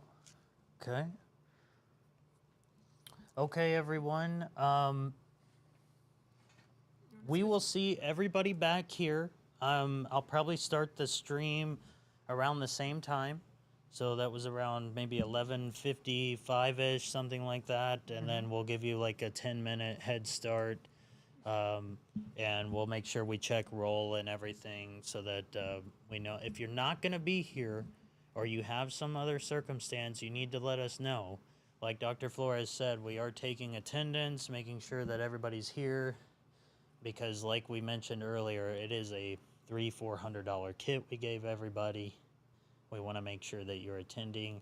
And also you're eligible to attend our like Astros game, Moody Gardens, all of those events coming up as well. Thank you so much, Caitlin. Thank you, everybody. We'll see you tomorrow. Bye.